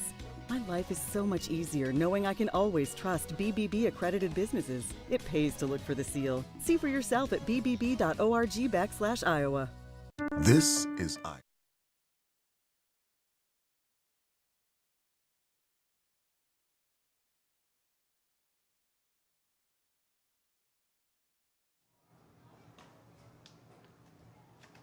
Rejoin.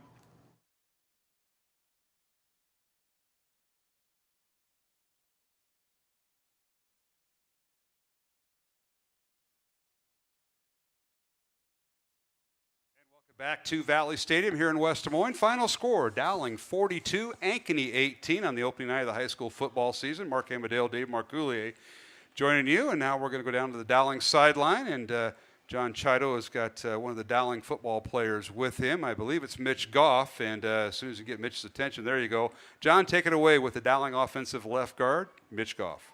Well, I'm sitting here with, or standing here with Mitch Goff, left guard? Left guard for Dowling Catholic. First game of your senior season. How do you think it went? I think we played well. We lost a key player in the game, but I mean early on we just established the run. I mean that's all we game plan for really is just establish the run. Got some nice passes in there. But. It seems like Jason did a good job of following you guys, and it was right up the middle. Like, what type of play was that? And it seems like it was following you and Greg Hagan, and you leading the way a lot of time with Levi Hummel. Yeah, that was like a power scheme. I was pulling around, leading up for Jason. I think he had 4 touchdowns, which is pretty good to get him some tutties. Well, great job out of you, Mitch, and good luck the rest of the way. Thank you.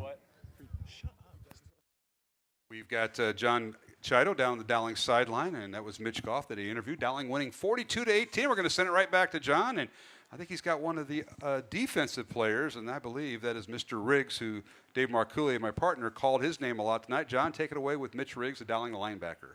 Well, Mitch, you had a great game tonight, and accolades were given to you a lot by Coach Marcoullier and Mark up in the booth. It seemed like they called your name all the time on that defense side of the ball. How did you feel you played tonight? I think as a team we played pretty well defensively. We still made some mistakes, but it was the first game and it's early, so that's obviously going to happen. But overall, I think it was pretty good for the first game. Well, it seemed like that after that first drive that Ankeny had, and it was a face mask penalty and kind of led to that drive, it seemed like you guys settled down quite a bit after that and made some nice adjustments. Yeah, I agree. Like, we probably would have gotten out the field if it weren't for that face mask, but, you know, it happened, and then so you just got to move on from it, and they scored, and, you know, don't hold your head down next play and forget about what happened before. And you got a new role this year because there's a lot of guys that have graduated and moved on, and a lot of new faces we saw in the starting lineup. And tell us a little bit about your role this year, how it's changed from last year. Well, I have to play a little bit of 2 ways this year. I have to play a little bit of tight end if they need 2 tight ends in the game, which just kind of happened this week because of injuries and things like that. And then I've also switched to Mike linebacker, which isn't too big of a change, but still, you know. Came away with a nice defensive play there. I thought you had that interception there close to that sideline. Oh, yeah. I thought I had it too, but I saw it coming all the way and then just got there and I just dropped it. Well, you made a great break on the ball. That was a nice play. Yeah, well, great job tonight. Congratulations. Thank you. All right, John Chido with Mitch Riggs, Dowling linebacker. You called his number a lot, Dave, and they called you on it, and rightly so. He had a tremendous game. I know John is going to catch up with head coach Tom Wilson here in a moment. Yeah, we don't have his final stats, but it seems like we were calling his name just all night, and a lot of solo tackles, which means he was doing a great job reading what was happening out there and getting the job done. Well, Johnson has just scored, and they lead Ankeny. Oh, my. Ankeny Centennial 13-9, or actually 13-8 in the latter minutes of the fourth quarter. So what a game they have going on up at Ankeny Stadium with Centennial, the number 2 ranked team in the state, losing to Johnston right now, and it was a low-scoring game, Dave. What an upset that would be. If I understand, Ankeny Centennial is number 1 by a Cedar Rapids newspaper. All right, final score here, Dowling 42, Ankeny 18, and let's go down the field. And John Chido has head football coach Tom Wilson, and John, taken away on the coach's victorious win. Mark, I'm standing here with Coach Wilson. First game under the belt. How do you guys think you performed tonight? You know, I thought we did some really good things. Our kids came out with a purpose, which was fun to see. And you know, there's only one senior on that offensive line with Goff, and you know, obviously with Ross going down. And I thought they played pretty well. I mean, there were some times where it didn't look as great, but for the first ball game, I thought they did a great job. I thought our backs were good. Sammy and goalie making some plays, and for his first varsity start, I thought Blake Clark was outstanding. And you know, defensively, I thought we were very solid. You know, Elias Bell and those guys are gone, you know, you have to plug some new holes in there, and it takes 11 guys. It's not just John Wagner, and so that's going to take some time, and you know, we're going to have our warts here and there, but you just keep plugging away and try to get better towards the end of the year. Well, you guys had a nice performance, and that's probably a lot of questions you get leading up to this season is what type of team you're going to have, how you're going to fill all these shoes, and it seemed like a lot of these guys, a lot of new faces, they stepped in and did a nice job tonight. They did. I was really proud of where they were locked in, and I think you can give a lot of credit to the seniors because it's their team, and obviously they try to bring the younger guys along. But no, I was really proud of their effort and thought they did a great job, and hopefully, a lot of times from week 1 to week 2, you see a tremendous amount of improvement, and that this can't be any different. So we're going to have to go back to work, and we'll see a lot of things on film that we don't know about tonight, and we know that we can correct. So that's just all part of the process. Yeah, it seemed like you had some nice defensive stands, and you had a couple penalties that led to two of the three of their scores. But it seemed like you guys buckled down and had some nice drives of your own. Well, we did. I've been at this a long time, and I can tell you I don't know what pass interference is, but I mean it just seems to happen all the time. And our kids are aggressive and they play tough. And honestly, Marcus got one, and he did exactly what we teach him to do. So obviously we're teaching him wrong. So that part's frustrating. But I think Ankeny's going to win some ball games, and they do a lot of things offensively that can create some confusion. So I think they've got some weapons there. Yeah, they sure do. Their offensive line was pretty stout, pretty big guys up front. Their left tackle, left guard, kind of moved them around where they were going to run a little bit. And it seemed like Wagner had a great game, had some nice catches as well. Oh, he did, and he's not going to be a primary catcher all the time, but it just happened to work out. And you're right. They've got some offensive lineman. Jackson is a college prospect, and I don't know what level that's going to be, but I think he's a pretty good player, and so I'm sure that they've got some things that they have to work on, but just proud of our kids, and we got to get ready for Urbandale from here. Well, good luck to you next week, Coach, and we'll see you next week. All right, thank you. All right, John Chida with head coach Tom Wilson here on our post-game show following Dowling's win over Ankeny by the score of 42-18. We got some other scores to pass along. At last report, Valley was leading Bettendorf 24-13. That game being played in the Quad Cities tonight. Johnston has came from behind, and they now lead Ankeny Centennial 13-8 in the final seconds of the fourth quarter. We hope you get an update there. Waukee was leading Urbandale late in the fourth quarter, 29-7. Dowling plays at Urbandale next Friday night. And Iowa City West leading Southeast Polk 20-17, a battle of top 10 teams. So how much excitement, Dave, all these scores, low scoring, high scoring, week 1 of the high school football season. It's amazing how many top 10 schools are playing one another, and most of them here in Des Moines, with the exception of Valley and Bettendorf, right here in Des Moines on the first week of the season, Mark. That's unusual, but big-time games first week right off the bat. And it is a final as Johnston upsets Ankeny Centennial 13-8, the final in Ankeny tonight. And that is a huge upset. It certainly is, and these are non-district games, so it's kind of a barometer of what we're going to see. And when Dowling hooks up with Centennial later on in district play, that'll be for all the marbles, I'm sure, that night. Again, the final, Dowling with the win over the Ankeny Hawks here at Valley Stadium by the score of 42-18. We'll take a break and come back for final thoughts from Valley Stadium, as tonight's game has been simulcast on iowacatholicradio.com and the Central Iowa Sports Network. Work, play, and everything in between. Stay cool with Carhartt from G&L Clothing. High-performance jackets, tees, and shorts. Whatever you do, you'll be more comfortable in Carhartt. Find it all at the Carhartt store inside G&L Clothing. G&L Clothing. Your size, your style, we've got it all. Every month or so, there's another story in the media about when and how often we need to get our mammograms. Kind of confusing. When this happens, I like to consult with experts. So I called Iowa Radiology. They recommend women get an annual mammogram starting at age 40. They know that it's the best way to detect cancers early and save lives. And that's good enough for me. Visit iowaradiology.com or call to schedule your mammogram. Iowa Radiology, our focus is your good health. When people visit the Lodge of Ashworth, they fall in love with our grounds. They're impressed with our dining room, but it is our spacious 2- and 3-bedroom suites that attract the most attention. With bay windows, full kitchens, large walk-in closets, and modern appliances, the Lodge feels like home. We have suites move-in ready, or we will help you customize. Create a home office, media room, or bedroom for visiting friends or family. Call us today for a private tour and ask about our flexible pricing plans. Hi, Hi, Ron here, head coach of Westside Auto Pros. When your car's on the injured reserve, you want to get it back in the game as soon as possible. I know that. That's why you need to bring it here to Westside Auto Pros. I have a team of experts that can fix almost every automotive injury, whether it's a fractured joint, a brake, or if your car just got its bell rung, no problem. We can even do a complete physical on your car to make sure it's game ready for the entire season. So bring your car to Westside Auto Pros and we'll get it back in the starting lineup in no time. Hey, you guys are dogging it back here. Let's move it, move it, move it. Moms typically get to make a majority of the healthcare decisions for their family. That can be a lot of pressure, but not for me, because I know the choice is ours. For medical tests like MRIs, X-rays, CAT scans, and of course mammograms, ask your doctor to refer you to Iowa Radiology.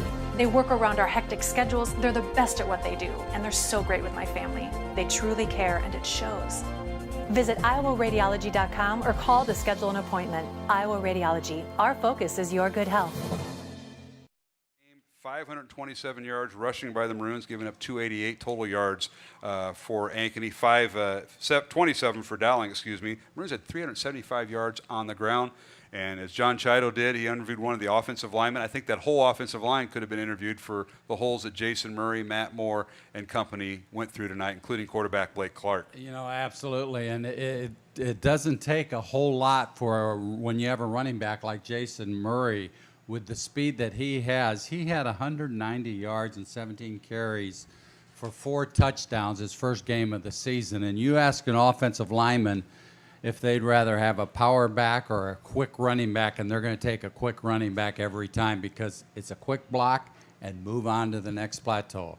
That's what we're going to see more of that throughout the year with the three-headed monster at running back. Unfortunately, Matt Moore was injured tonight, high ankle sprain. We don't know what the prognosis will be, but normally they'll have to sit out a while for that, so the Maroons will have to find another way to do it, and they go on the road to Urbandale next Friday night. Dave, anything else you take away from this? How about the defense? They gave up a touchdown drive to start the game for Ankeny's first series, and they gave up a touchdown to start the second half. Otherwise, the Dowling defense locked in, holding Ankeny to 2 touchdowns, then a late touchdown with some of the reserves playing. Well, that Ankeny offense is deceptive. You really have to be disciplined, and it's difficult to see who has the ball. Even watching their freshmen play last night, many times I didn't know who had the ball because you really have to watch carefully, and that's what the defense has to do. They have to play assignment football and not just react necessarily. And once they settled down and understood that, which was the very second series of the game, they really did a nice job. Well, next week we go to Urbandale, and Dowling and Urbandale it's been always an exciting game the last several years, and high-scoring game, a lot of offense it seems like, and maybe similar to what we saw tonight with the styles that the Ankeny offense brought. We might see a little bit out of that Urbandale offense. You know, and I know Urbandale wants a little revenge on Dowling. They always get up for this Dowling game, and I happen to live in Urbandale, so I read a lot about the Urbandale football team, and they're looking forward to this game next week. All right, Dave. Well, it's good seeing you. 17 years on the air. You had less makeup than I did tonight to get on the TV side. Huh? Yeah. My daughters took care of that before I left. I wondered about that. Yeah. Folks, take a good look at it if you're watching through the webcast. They want to thank Pete Tarpey and the Central Iowa Sports Network. They do all the Dowling home games webcast. We provide the audio on iowacatholicradio.com. So we all kind of work together, and it's been a lot of fun. Next week it'll be radio only as Dowling is on the road at Urbandale, and the Valley Tigers will be on the Central Iowa Sports Network as they have their home opener next Friday night. And Dave, until then, we'll see you next Friday. And will you ride your motorcycle to the game because it's close? Probably. If it's not raining. Yep, all right. probably. All right, we want to thank everyone that's been involved with the broadcast tonight, both on the Central Iowa Sports Network and Iowa Catholic Radio. Our thanks to Dr. Dan Ryan, the president of Dowling Catholic High School, and Dr. Dan was our halftime guest. We thank him for doing that. Our thanks also to Tom Wilson, the athletic director at Dowling Catholic, and Mary Pick, Michael Connor, and a host of others in the Dowling Athletic Office. Our studio producer tonight is Jeb Eichheit, along with David Beltram. We want to thank them, along with Deacon Tony Valdez, for keeping us on the air here on Iowa Catholic Radio. And also thanks to Brett Butcher, the athletic director at Ankeny, along with head coach Rick Nelson and the Ankeny Hawks. Best of luck to them. Once again, the final score for the final time tonight, Dowling defeats Ankeny 42-18 on the opening night of high school football. For my broadcast partners, Dave Marcoulier and John Chido, this is Mark Amadale wishing everyone a safe and blessed weekend. This is Iowa. And here, we don't just dream of a better tomorrow, of a smarter way to do business or live, of perseverance and progress. We inspire it in others. We challenge the conventional, reimagine what it means to be better, and then dare ourselves to make it great. This is Iowa, and here we don't just dream, we make history. Here's to everyone who believes in competition and good sportsmanship, who knows it's not about the trophies or the medals, but rather the lessons learned. For those who understand, it's not whether you win or lose, just that you give your best. So go ahead, lace them up, take the field, have fun, and play. For the experience, for the memories, for the love of the game. Shields. Schottenkirk Chevrolet's summer drive event featuring the power price. If it's not the power price, it's not the lowest price. New 17 Silverado Double Cab All-Star Edition 4x4. Power price. $269 per month lease. Only $19.99 down, includes all fees. Power priced 17 Silverado Crew LT 4x4s. $35,290. That's $13,000 off. Power priced 17 Cruise LTs. $16,890. 17 Malibu LTs. $20,390. 18 Equinox LTs. $23,990. Hurry in for best selection. Schottenkirk Chevrolet on the west end of Hickman, Waukee. Why do I look for the seal?